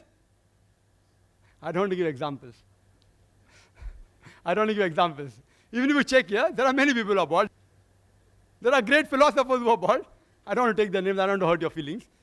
So this thing is just a research which is based on illogical assumption. A research should be practical. And the associate factor for heart disease is also alcohol as well as smoking. These two are also one of the associate causes for heart diseases. Yes, in America, heart diseases are more in non-veg because they are fats. Quran says don't have an excess, this problem will be solved. Secondly, the vegetarians of America, they are fluent. It's a vogue to be a vegetarian because to buy veg food is expensive. If you drive a Mercedes car, you have status. If you have veg food, it is status there. About 3 to 7% are vegetarian in America. Less than 1% are pure vegetarian. Less than 1%. Because they are fluent and they are rich, they take more care of hygiene. And many vegetarian ideologically, also, like even Mr. Rashmi Zaveri may agree, that alcohol is prohibited, smoking is prohibited. Because of associated factors, the case of heart disease in vegetarian is less. But anyone who has food which is rich in cholesterol or fat, irrespective whether it is veg or non-veg, he will have heart disease. To prevent it, follow the guidance in the Quran, in Surah Taha, chapter number 20, verse number 81, that do not commit excesses. That reminds me of a story. In school we had learned that there was a religious priest who ate excessive food, and he had 64 laddus, and when he came back, his wife said, that why don't you have Furan Chutki, some digestive? So he says, Are bauli akal nahi banke 6 bachcho ki mata, agar churan chutki ke liye jagah hoti, to main 2 laddu aur na bhog leta. Brother. The question is directed to Mr. Rashmi Zaveri. This is a book I've come across, which is named Meat Eating 100 Facts. Please, sir.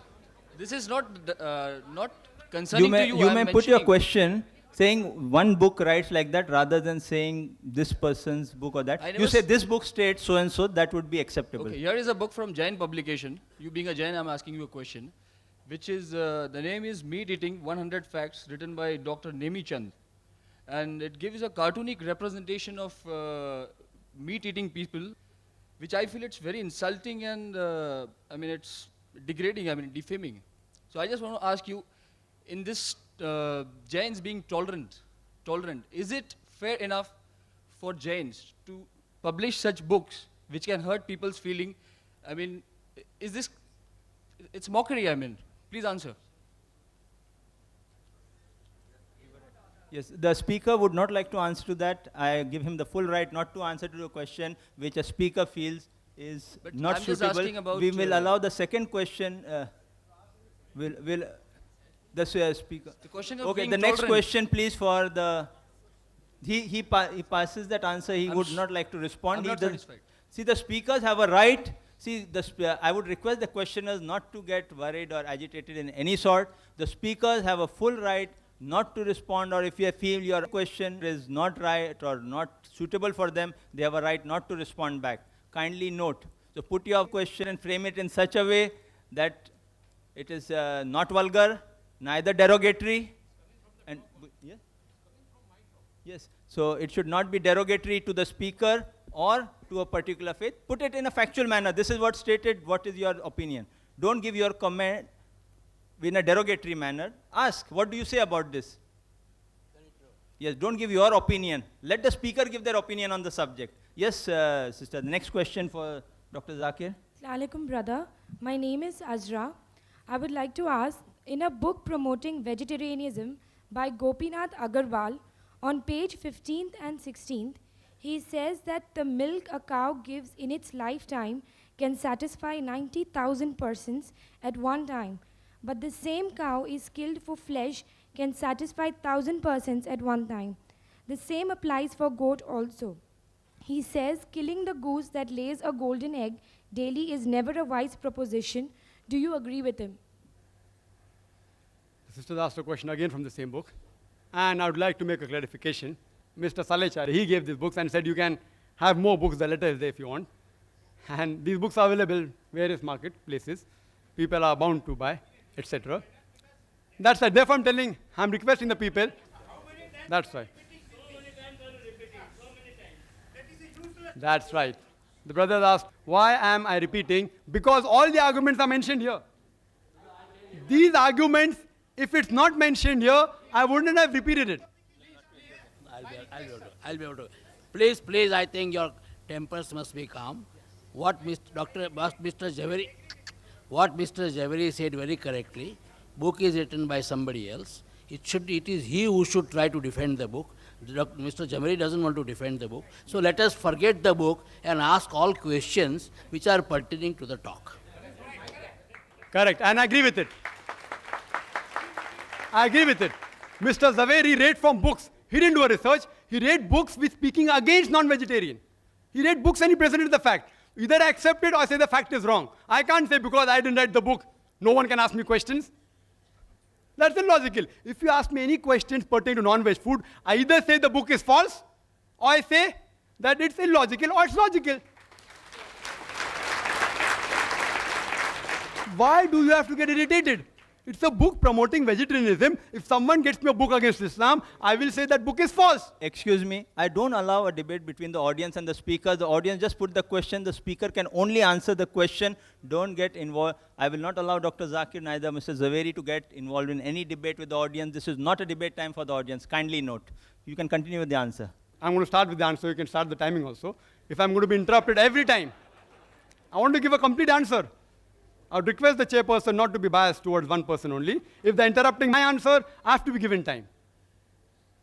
And sister raised an argument, which is there not only in this book, even in other books on internet.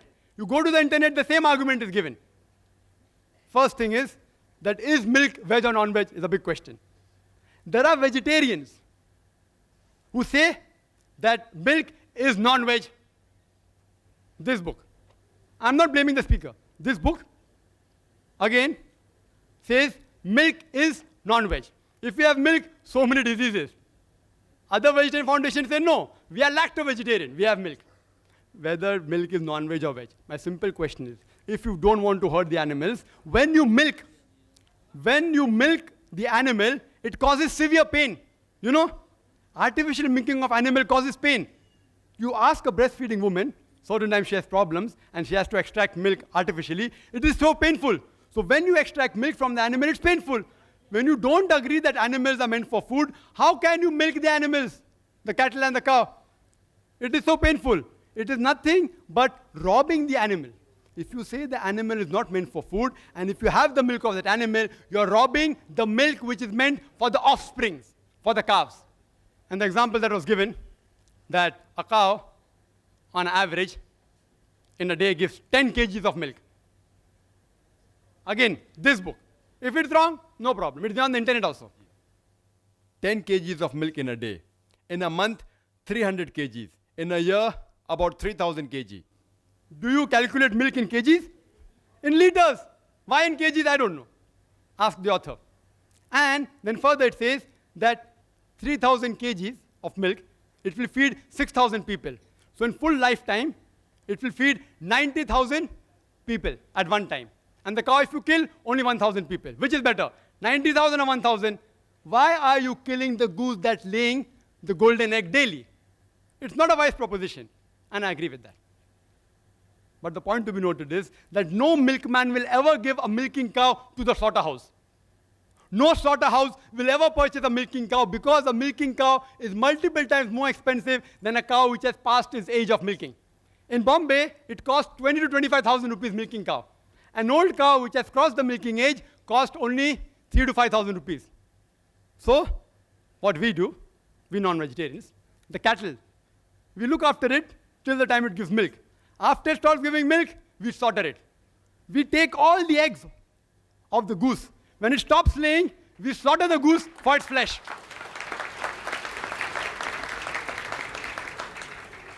Saap bhi mare aur lathi bhi na toote. Two birds with one stone. We are more intelligent. Again, the argument giving. Let's see, some animals, you can use them in field, etc. You can use them for plowing, for transportation. If you love the animals so much, why do you overload them? And furthermore, the Indian statistics tells us that out of the population of cows, oxen, and bull, only 25% are productive. The remaining 75% are unproductive, either past the age of milking or they are males, all non-females, bulls, oxes. Now, what will you do with the 75% of excess non-productive cow, goat, bulls, ox? One option, you rear them up yourself. An average bull or cow requires 18,000 a year for living, according to the statistics.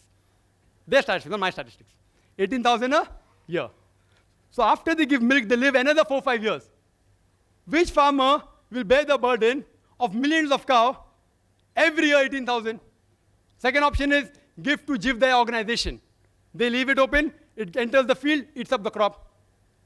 Third option, leave them in the jungle, animal will kill them. The last option is best. After they reach the age of milking, utilize the milk, give it to slaughterhouses, it benefits the farmer, he gets some money, and even the animal benefits the human being by eating the meat of the animal, as well as his hide for leather, as well as the bones. Hope that answers the question. Next question for Mr. Zaveri. According to Kastur Chand Jain, in the marriage of the 22nd Tirthankar, Aras Nemi, popularly known as Neminath, meat of animals and birds was served, and both the bride and the bridegroom, according to Shastra, were Jains. Another incident was quoted that Chelna, a Jain Shravika who was the wife of Bhimsar Shrenik, a contemporary of Mahavir, was pregnant, and she had the desire to eat the heart of her husband. Bhimsar's eldest son, Abhay Kumar, instead gave her some meat of a dead animal, and Chelna, thinking it to be her husband's heart, ate it. I don't know how authentic is this article and whether what Kastur Chand said is true or false. What is its explanation? Please explain. I am referring to the article from the Caravan series, December 1981. Thank you, sister. First of all, I will request the coordinator to only allow those questions coming out of my talk, not out of any other book or another references for which I am not responsible. But because I am a true Jain, I know definitely about the Jain history, about Neminath Tirthankar. Yes, it is true. That is why he propagated that the killing of, that is exactly why he renounced the world, that for my marriage, are you going to sacrifice all these innocent creatures? No, I don't want such a feast for me. And that is why he became a Jain Muni and ultimately a Tirthankar.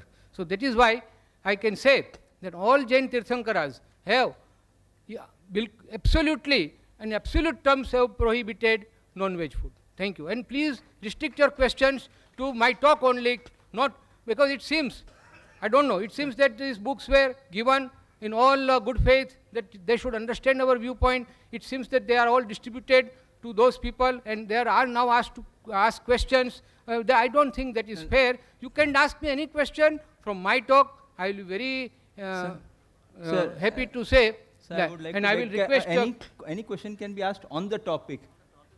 The thing is there, whether it's in the talk or out I of don't the talk mind, of the that is okay. Not necessarily the And books. another point I will tell Any question Mr. on the Coordinator topic, it should not be that Mr. YP Trivedi and myself, we both have got other meetings, so we would like to conclude within 5 minutes. What I would suggest, see, the time given to both the speakers to speak was 50 minutes, then 15 minutes was for response, then we would have a question answer session for 50 minutes. If any of the speakers would like to forfeit the time of not carrying on with the question session, and if they have an emergency, I would excuse them, but I would continue the question answer session for 50 minutes, because that has what been the chart given to me. I have to execute it like I had been told. Dr. Zakir cannot in his talk or response speak on any other religion. Forcefully got him not to speak on it. I'm telling you, forcefully I had to convince him you cannot touch anything else. I got him convinced because that was the request, his respect. Now what both speakers have agreed to, I have followed that. Anything which both speakers don't agree, I have thrown it out. Let me be very clear. We have said 50 minutes, we'll allow 50 minutes, but if one speaker would like to leave early for any emergency or any requirement, a person has got a full free will and a choice. I would respect that. requirement, but we'll continue question answer for 50 minutes. I've written down the time, 12:45, close down at around 1:30, right? So I think that is being very fair and clear on my part. The next question for Dr. Zakir. Assalamu alaikum, Zakir bhai. My name is Khan Abdul Sami, and my question to you is, food value charts are distributed by vegetarians showing that the proteins and iron content of vegetarian food is higher than non-veg food, and thus they say veg food is more nutritious than non-food. Your comments, please. Thank you. The brother asked a very good question. I would like to reply to the question posed by the learned speaker also. He doesn't know who distributed them. It is given in writing out here. It is given by Rishabh Foundation to IRF saying, we would be pleased to give you more such material in huge quantities if you like the same to be circulated among Muslim brothers in Mumbai. Free of charge, huh?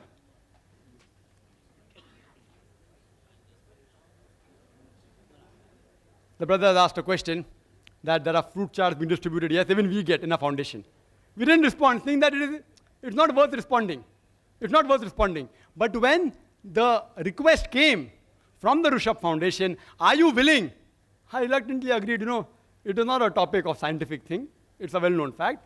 He said, yes, we'll debate. I said, fine. So I'm here, just replying. Why should people get irritated? If you can quote me from any book, as long as it's within the topic, I will inshallah answer. If I don't know, I will say I don't know. If I know, I will say no. I know your question, and when I got that chart, it gives food value chart, saying that proteins among the veg food is more than non-veg food.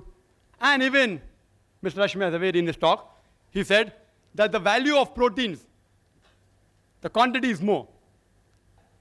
Mr. Rashmi Zaveri said that there were only 3 essential amino acids.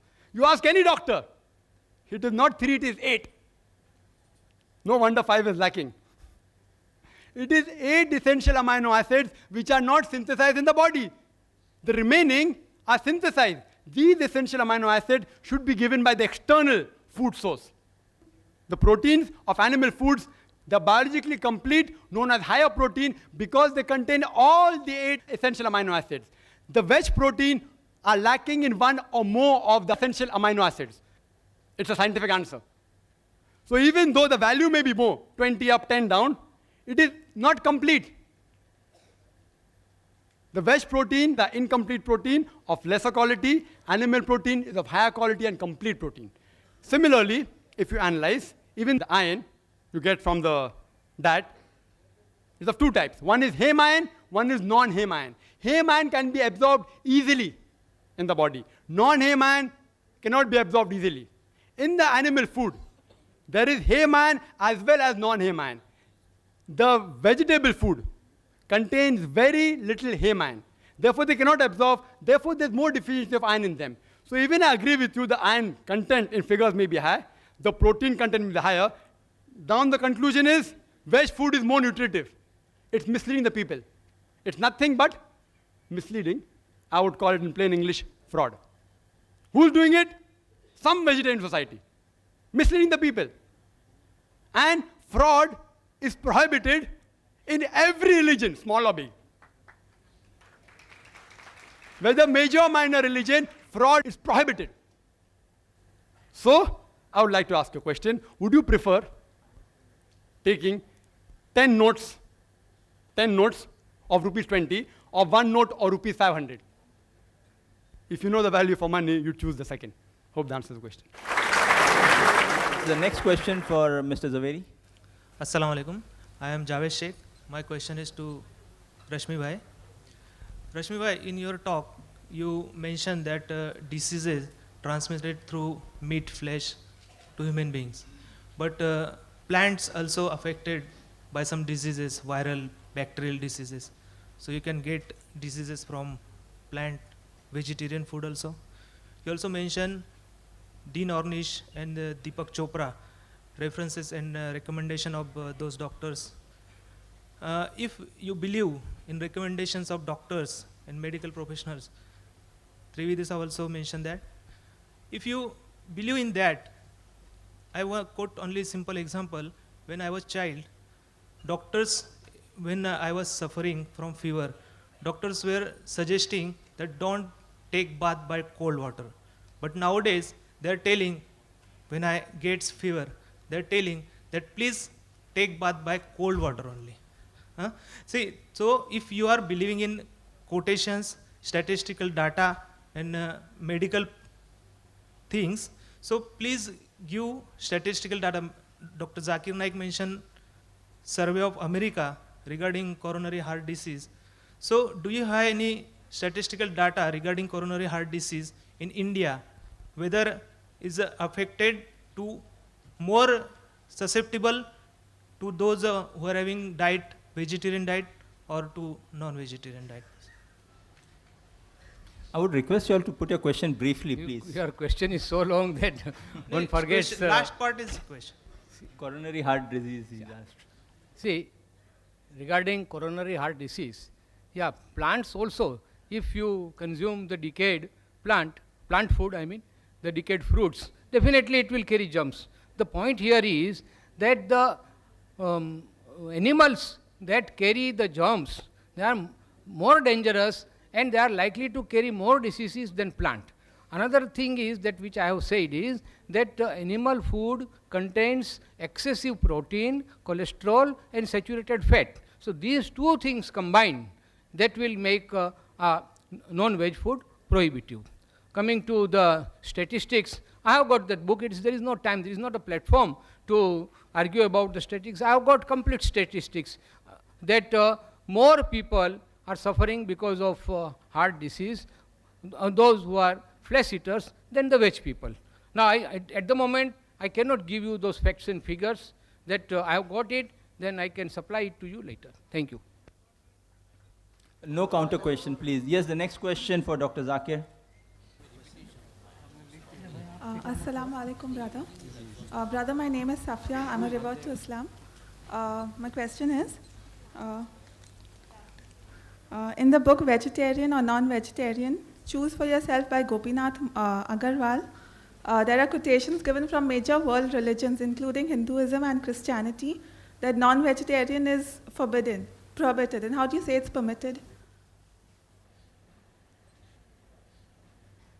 The sister asking the question that there are quotations from the same book, quoting various major world religions like Christianity and Hinduism, saying that in that religion it is prohibited. So how come I said that there is not a single major religion which says that non-veg food in general is prohibited?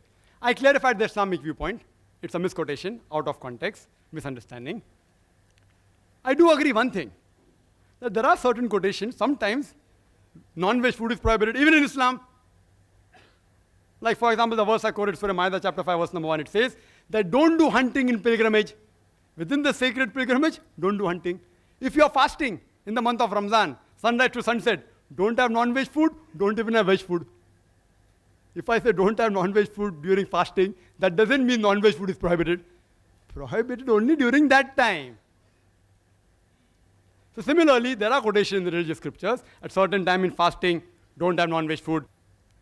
Regarding the question in Christianity, and I've read that book, therefore I can reply. They say that in the Bible it is mentioned that you can't have dead food. In brackets they put meat. It's not there. What they're quoting, the reference is not given. I, being a student of comparative religion, I give talks on diets also. And they're referring to the book of Leviticus, chapter number 17, verse number 15, as well as the book of Deuteronomy, chapter number 14, verse number 21. It says that thou shalt not have the meat that dieth of itself. Dead meat is prohibited. Not all meat. Dead meat. They say dead food and bracket meat. It is dead meat is prohibited. Even in the Quran. Surah Baqarah chapter 2 verse 173, Surah Ma'idah chapter 5 verse number 3, Surah Anam chapter 6 verse 145, Surah Nahl chapter 16 verse number 115, Hurrimat alaykumul maytudu waddamu walahmul khinzir, wama uhilla li ghayrillah bih. Forbidden for you for food dead meat, blood, the flesh of swine, and any food on which any name besides Allah has been invoked. Where it is allowed? If you read the book of Genesis, chapter number 9, verse number 2 and 3, it says that they will fear you, they will dread you, all creatures of the earth, all fowls in the sky, all creatures that liveth on the earth, as well as all the fish in the sea, they shall be delivered to you. Next verse, Genesis chapter 9, verse 3 says that every creature that moveth on land and is a living creature, they are meat unto you, and also herbs and shrubs. Mentioned in the book of Deuteronomy, chapter number 14, verse number 9, that ye shall have the meat of all the things in the water. All that has fins and scales you shall eat. Deuteronomy, chapter number 14, verse number 11 says that you shall have the lawful meat of the birds. Deuteronomy, chapter number 14, verse number 20 says that ye shall eat the meat of the lawful fowls. It's allowed. Further, if you read, it's mentioned in the book of Hebrews, chapter number 5, verse number 13 and 14, that if you have milk, you are weak. If you have strong meat, you're powerful in reasoning. Bible says that, not I. In the Gospel of Luke, chapter number 24, only quotation, verse number 41 to 43, Jesus Christ, peace be upon him, goes in the upper room, and he says, have you any meat to eat? And the disciples gave him a piece of broiled fish and honeycomb, fish, and he ate before them. Jesus Christ, peace be upon him. In the book of Romans, chapter number 14, verse number 2 and 3, it says that one who believeth in eating all things, he can eat. Those who are weak, they only eat herbs and shrubs. But anyone who eateth should not insult those who eateth not. And those who eateth not should not judge those who eateth. This is law of God. Hindu scriptures. If you read the law of Manu, chapter number 5, verse number 30, it's clearly mentioned that the eater can eat any creature that lives, even if he eats every day. A creator created some creatures to eat and some to be eaten. Laws of Manu, Manu Smriti, chapter number 5, verse number 31. It says that if you eat in a sacrifice, this is the law of a god. Manu Smriti, chapter number 5, verse number 42. It says that a twice born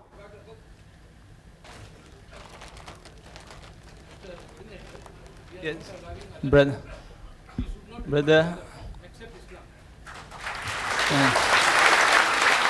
No, please.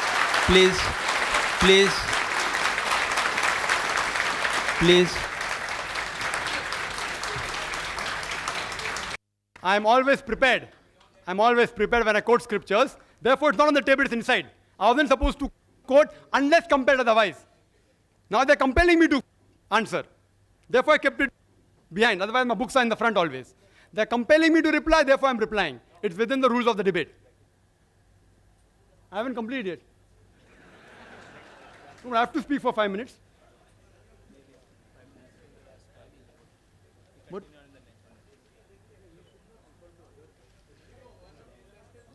We would request anyone not to disturb in between. Yes, please don't disturb. The question. And you can say, who's disturbing? See, we'll when allow I'm speaking, another 20 seconds, because this wastes time, and then my time is up, I will stop the speaker.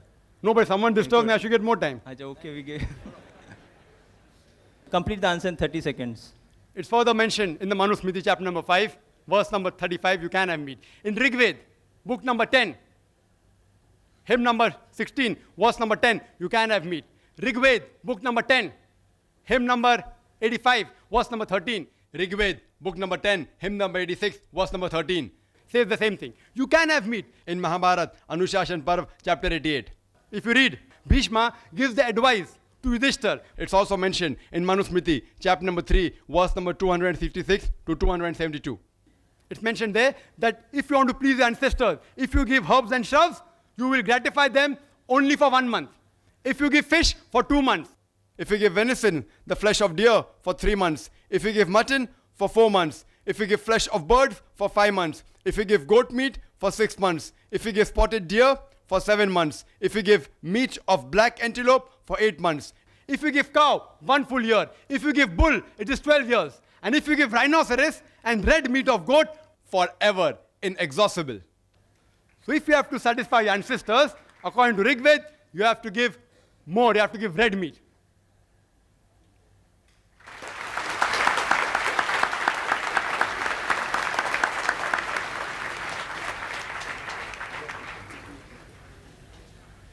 Assalamu alaikum. My name is Gulfam, and this question goes to Mr. Zaveri. Sir, in your dialogue, you said, Jain Munis don't kill plants, they ask for alms. So, is it that they force others to kill plants for them?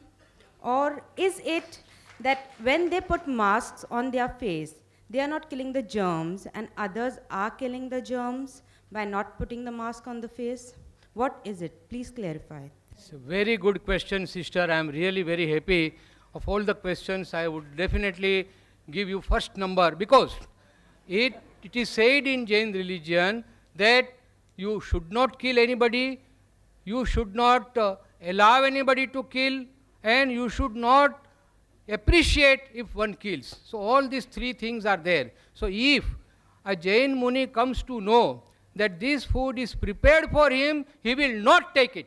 So this is the rule of Jain Muni. When they come to us for begging, they ask us very clearly. We also know that they will ask us, have you prepared anything for us? We have to very honestly say, we have not prepared anything, it is for us. We have prepared, say, 4 chapatis, he will take only 1, we will be happy with 3. This is the way of begging of a Jain Muni. He will not kill, he will not allow others to kill, he will not propagate killing, he will not even eat if he comes to know that this food is prepared for a Jain Muni. I am happy that in this august and enlightened audience, I have been given an opportunity to clear the viewpoints of Jain Muni. Thank you very much, and I will now request coordinator that Mr. Trivedi and myself, it is really going on so nicely that we would like to continue here for hours together, but I am sorry that time constraint is such. Last 2 questions, we'll allow 5 minutes left. I don't think it will be... I think we have been talking so much about vegetarian food and non-vegetarian food, but we are all hungry now. I think we should go and eat. So only last 2 questions and then we disperse. The Mr. Trivedi has said we'll allow last 2 questions on the mic. When can we have the next question for Dr. Zakir? Yes? Acha, there's a request for Mr. For you want to ask question too?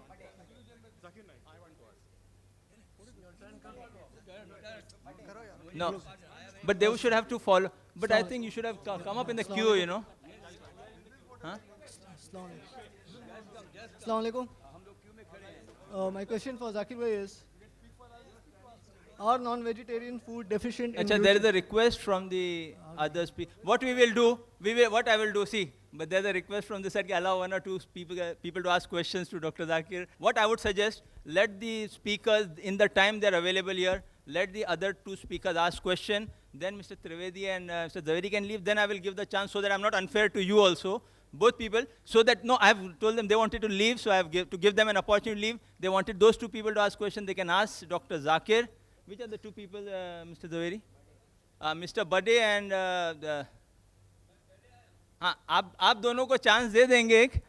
Then after that, we will carry on. The other 2 people will be given chance so that I'm not unfair to them. I hope the audience bears with me for another 10. Mr. Trivedi and Mr. Zaveri would like to leave after that. So let those 2 people ask question. Acha, we'll allow only, no. No. He is leaving, let us ask 2 questions to him and let him hear. Yes. Okay. Yes, let us also ask a question. Okay, let those 2 people ask question, which Mr. Zaveri has requested. Mr. Bade, who's Mr. Bade? Acha, one Mr. Bade and that... Rule will not. Acha, and the other 2, they too, acha, we'll allow them to ask 2 questions to... To Dr. Hussain. Excuse me, Mr. Zaveri. Okay, now 1 question for, yes, 1 question he'll ask, 1 you'll ask, then I will allow Mr. Zaveri, after you all have finished your 2 questions, and one minute, after they have finished their 2 questions, you have finished your 2, I'll allow them to leave, then the other 2 who have missed their chance will be given permission. Beyond that, those who are missing because of these 2 people will be given a chance. Beyond that, I will not allow. Please, we have to complete the program. Yes, sir. Assalamu alaikum. Madam, short, brief and to the point. Dr. Saab. Sir? Dr. Saab. Brief. Kishori, sir? Yes. Brief and to the point. My question is this. I went to see the picture, Khane Khuda. There was a session of 3 days. people, Haji Sahab jo the, they were wearing sandalwoods. And then beside that, not eating any as a non-veg food, no haircut, nothing, a complete brahmachari and sannyasi. When the picture was over, I asked them, what is this? Those 3 days complete renunciation, sannyasi, brahmachari, what reply they gave? He said, खाने खुदा था. मैंने कहा मुसलमान भाइयों सारा संसार खाने खुदा नहीं है, वही खाना खुदा है. भाई या साहब, 3 दिन आप रखते हो. भाई साहब से Please क्वेश्चन answer जरा, this भाई साहब हमारे चीफ गेस्ट को और हमारे स्पीकर को जाना. Please put forward your question. सारा संसार खाने खुदा है. Please reply to me that those 3 days they were offering is khane khuda. What about the whole world is khane khuda? Why the killing should not be stopped everywhere, especially in India? This is my question. So we will not allow that question. Sir, on the request of the chief guest and the speaker, will not allow that answer. Maybe have the... Mr. Rashmibhai Zaveri requested the person to ask a question out of turn. I am willing to answer. I am willing to answer. If chairman says no, then I will. I would love to answer if you allow me.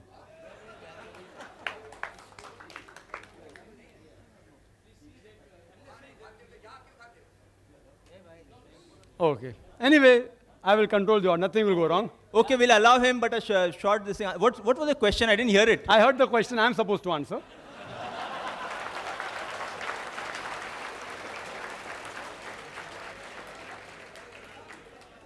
It's a very good question. Okay, now quickly and a quick answer, then we'll allow the other gentlemen. It's a very good question.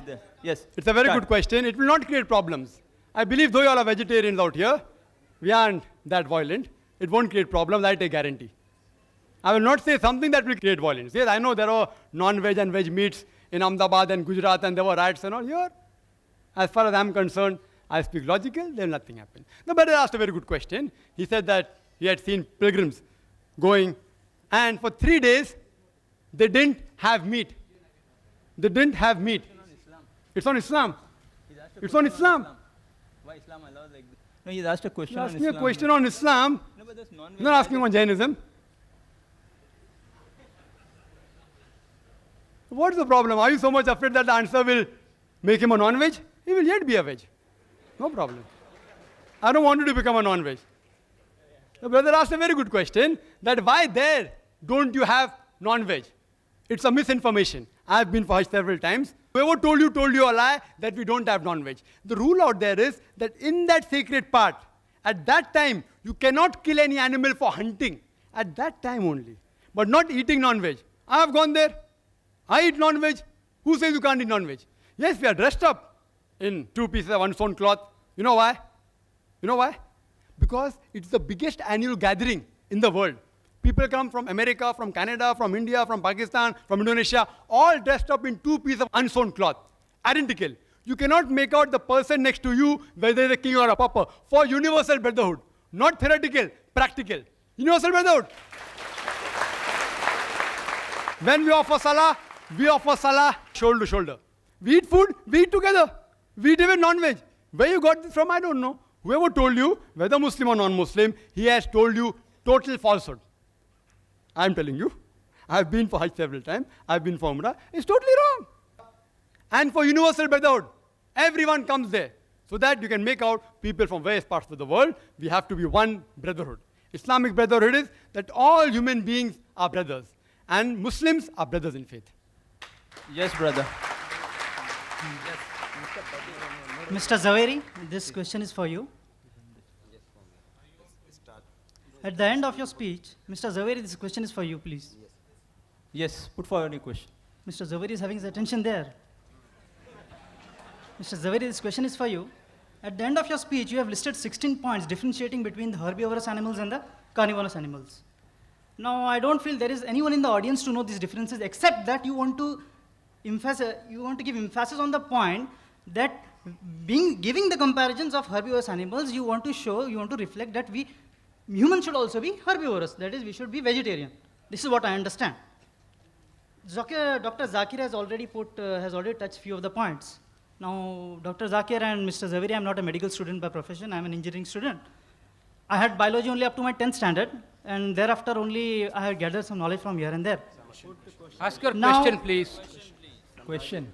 Now, here the points which I want to get a comment from your side is that you have said that pitalin is there in the saliva of the herbivorous animal. It is there in the carnivorous animals, and it is there present in the humans also. Now, you have said that herbivorous animals rotate their jaws while eating. I have never seen a man rotating his See, jaws. it's a question of your, if you want to put a question, you are most welcome. Put It's forward not a lecture your session. question, just We are not here to hear your impressions. If you are most welcome No, to this is a ask me a question for- question. See- Say, ask me a direct question, I will be too willing to give you a reply. See, Because my both my Mr. simple Trivedi question and is- myself, we have got other appointments, we will be Excuse leaving me, after this. You ask your question in 3 to 4 sentences, that's all. My 3 to small 4 question, sentences. What was the need for you to give the differentiation between herbivorous and carnivorous animals? What do you want to emphasize? Yeah, it is a very natural thing that when I stated that almost all limbs and parts of the body of a human being are very similar to herbivorous animals, it is for the enlightened audience to decide whether I say, whether you agree with me or not. If you agree, it's well and good. Otherwise, if you don't agree, then also well and good.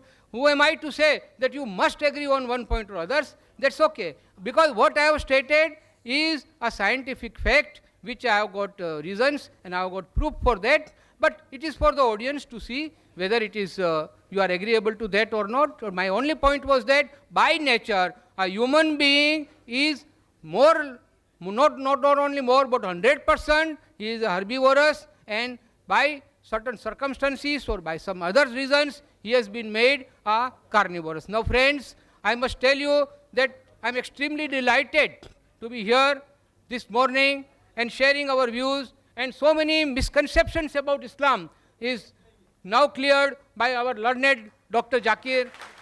We never knew that these things are said in Islam, and for that I am extremely thankful to Islam Research Foundation, and I am also thankful to my friend Mr. Salecha Rushabh Foundation, and because of the time constraint of Mr. Trivedi and myself, because we have got other engagements, we will take your leave, and again thank you very much.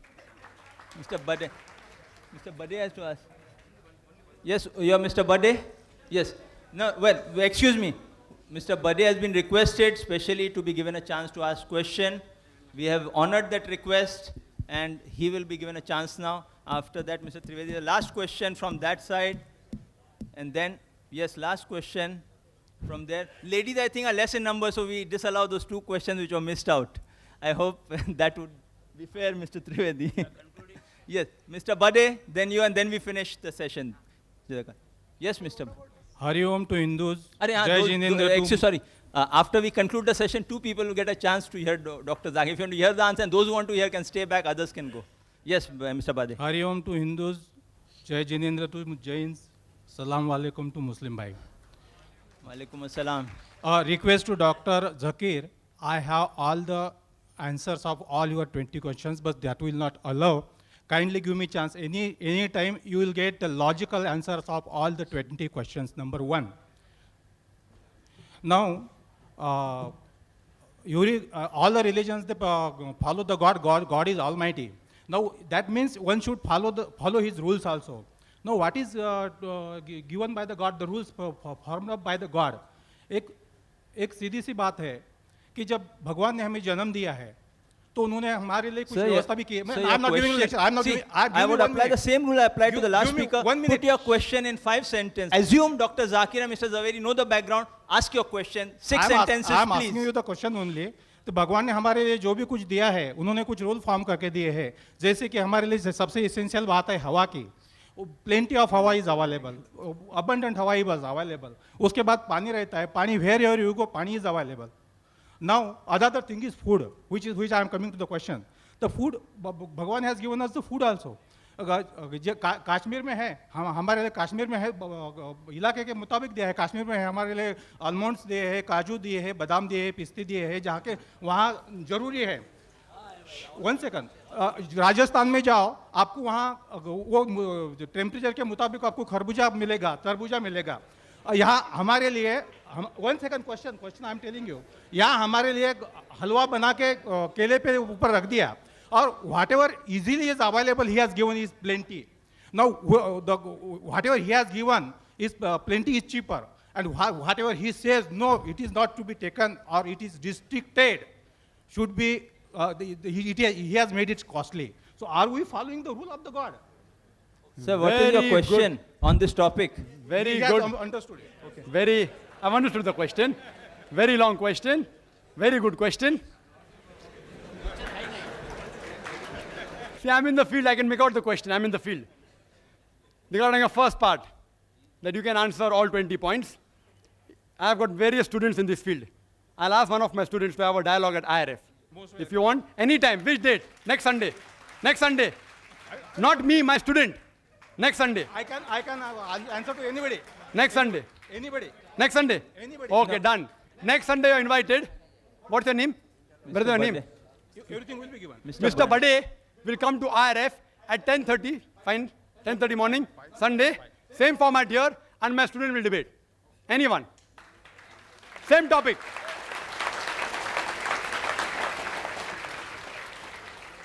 His question, that God has provided air, right, water, everything easily available. So why go for things which are uneasily available and costly? Very good question. That you have to point out to Mr. Zaveri. He's telling that vegetables should be transported to Arctic Circle.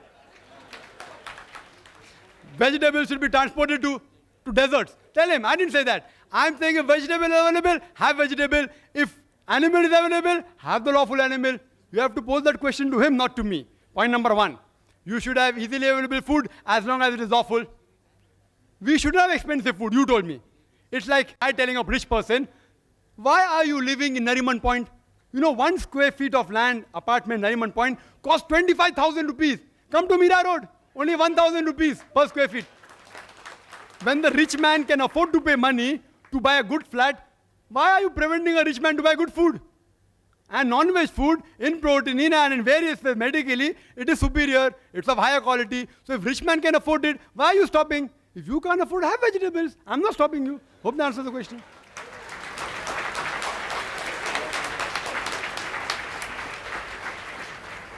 Thank you for your enthusiasm. We'll not allow that question. Mr. Zaveri said he would like to, he's exhausted, and we respect his views. He would like to leave, so we'll not allow that question, but we'll allow 2 people here who are to ask questions after Mr. Zaverian leave, because I've promised them. Yes, Mr. Dhanraj Sarlecha would propose a vote of thanks, after which those who would like to leave may leave, those who would like to hear those 2 questions and 2 answers may sit. One question from the ladies' side. It's not working. Hello? The meeting would be formally closed. Only 2 questions Hello? after the meeting would be allowed. Hello? Excuse me, this is one last question from the ladies. This is for Dr. Zakir. No, we'll allow the, no, after this, just 2 people and 1 from the ladies, no one else would be, one, 2, 3, 4 questions. Yeah. Yeah. Hello? Excuse me, Mr. Tavedi is saying I should be strict. Now the thing is that I am being compassionate. I give chance to 2 people here. Now everyone is demanding what we'll allow, vote of thanks right away, then 4 questions, 2 here, 1 there, then close. That's final. Yes, Mr. Dhanraj Salecha to propose a vote of thanks. Chief guest Sri YP Trivedi, learned speakers of dialogue, distinguished guests, brothers and sisters. It's really my pleasant duty to offer vote of thanks on behalf of all the 3 organizations on whose behalf I thank Sri YP Trivedi to spare his valuable time and grace this occasion as chief guest. I am really thankful to both the speakers for their most interesting and informative discussion, and above all, I thank you all the participants for participating in the debate. Thank you.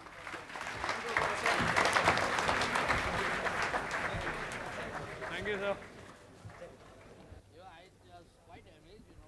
Now we continue on with the 4 questions. The chief guest, Mr. Trivedi, Mr. Zaveri are excused. Those who would like to hear the 3 or 4 questions aloud may sit back. We will continue in a minute as the chief guest and the speaker leave. The formal program is closed. We will have an informal 4 questions allowed for the audiences, for the 4 questioners who didn't get a chance. Because of my interfering and giving the other speaker the chance. Ladies and gentlemen, your attention please. We are starting the sequel question answer session right away. Yes, brother. My question is, are non-vegetarian food deficient in nutrition?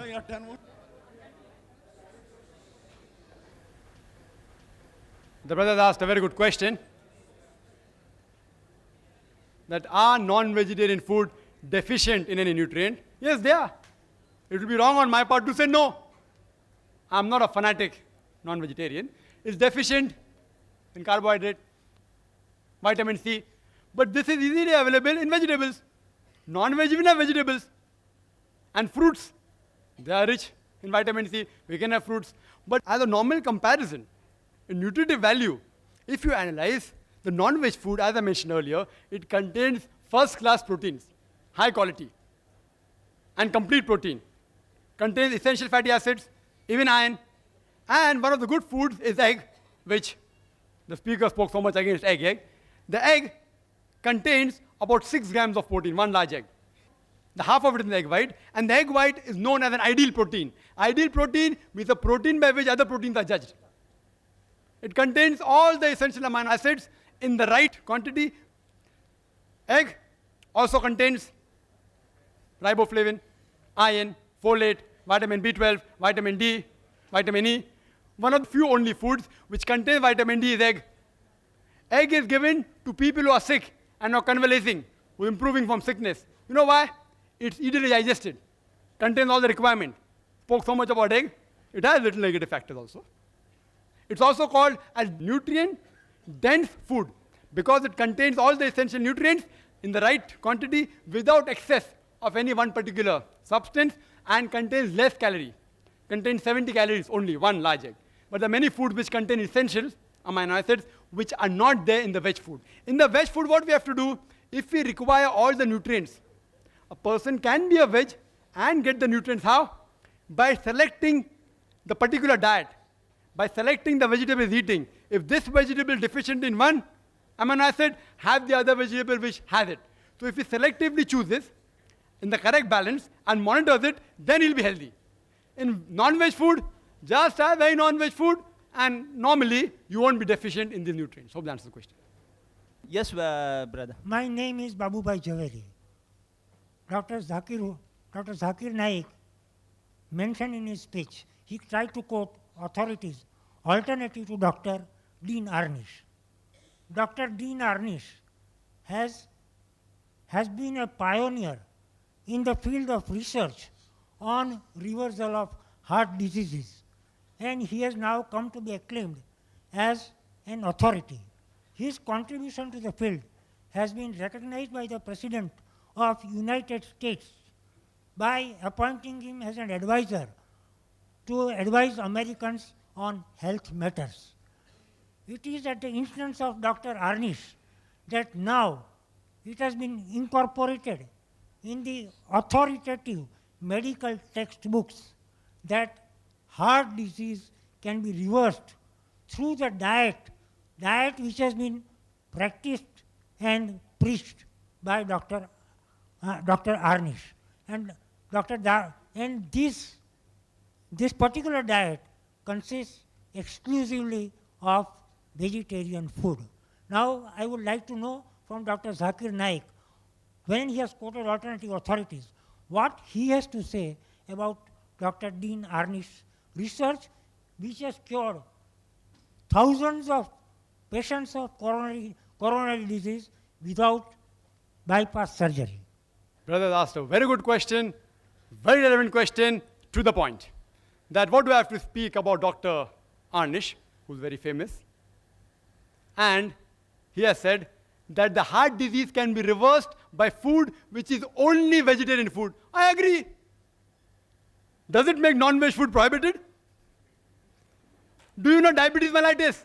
Brother, diabetes mellitus, you don't require Dr. Ornish to say if a person is suffering from diabetes, severe diabetes mellitus, if he doesn't take non-veg treatment of insulin produced by bovine, by pancreas of cow or of pig or human being, he will die. So if a non-veg food can cure diabetes mellitus, that doesn't make veg food prohibited. I agree with Dr. Anish. It proves that heart diseases can be prevented or cured by veg diet. I agree. But what Mr. Rashmibai Zaveri said, Dr. Anish said, it should be prohibited as a general rule. For heart patient, I agree. People may differ. Many doctors may differ. I agree. I agree. But to say because it cures heart disease, non-veg should be prohibited as a general rule, then why isn't America banning non-veg food? Advisor to American government. Advisor to American government. Why doesn't the government take the advice of Dr. Anish and stop non-veg food? Why? What his research is, if he's authority, he's right. But to quote authority and then say he banned it, I doubt whether Dr. Anish ever banned it. I doubt. I have my doubts. Show me the statement where it says that no human being ever in this life should have any non-veg food. I challenge you. I challenge you. He may say heart patients. There are other authorities I quoted. Dr. William T. Jarvis, Dr. K. Jerry, several. But I am more pragmatic. I agree with him. It's helpful in curing heart disease, not as a general rule. Hope that answers the question. I'm very clear. Yes, sister. This is regarding, since Dr. Zakir is a scientist and a doctor himself, so I would like him to enlighten me on the 15 years of clinical trial on... I didn't get the question, sir. Can you repeat the question? 15 years of clinical trial at the National Cancer Research Institute at Maryland in USA on this red meat. Red meat causes cancer and all those things. Is it possible for him to enlighten me on this? Thank you. It's a very good question. The sister said out of 15 years of research in some cancer hospital. Research, again, not fact. There's a difference between research and fact. But I agree with that research also. I've read that research. Whether from cancer hospital or which hospital which she's referring to, I've read several research, that it does cause cancer of the colon. Excessive eating of non-veg causes cancer of colon if it doesn't contain diet rich in fiber. If the diet is rich in fiber, however much meat you have, it will not cause cancer. If it's combined with excessive eating of non-veg and lack of fibrous diet, you know, veg food you eat, it can't be digested because the cellulose can't be digested, it remains as fibers, which helps in the motility. Excessive eating of non-veg with not eating fibrous diet causes cancer of colon. But if you have the proper combination, everyone having red meat doesn't have cancer. Excessive eating, Quran says it is haram. So they are going against the Quran, they are bound to get diseased. That doesn't mean non-veg should be prohibited. It should be said, excessive eating of non-veg should be prohibited. Hope that answers the question. Wa akhiru da'wana alhamdulillah rabbil alamin. Thank you very much. Jazakallah khairan.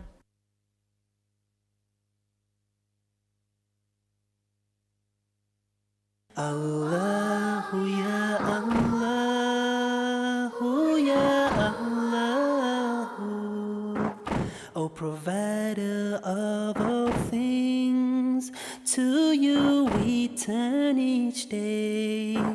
O merciful creator, only to you we pray. Allah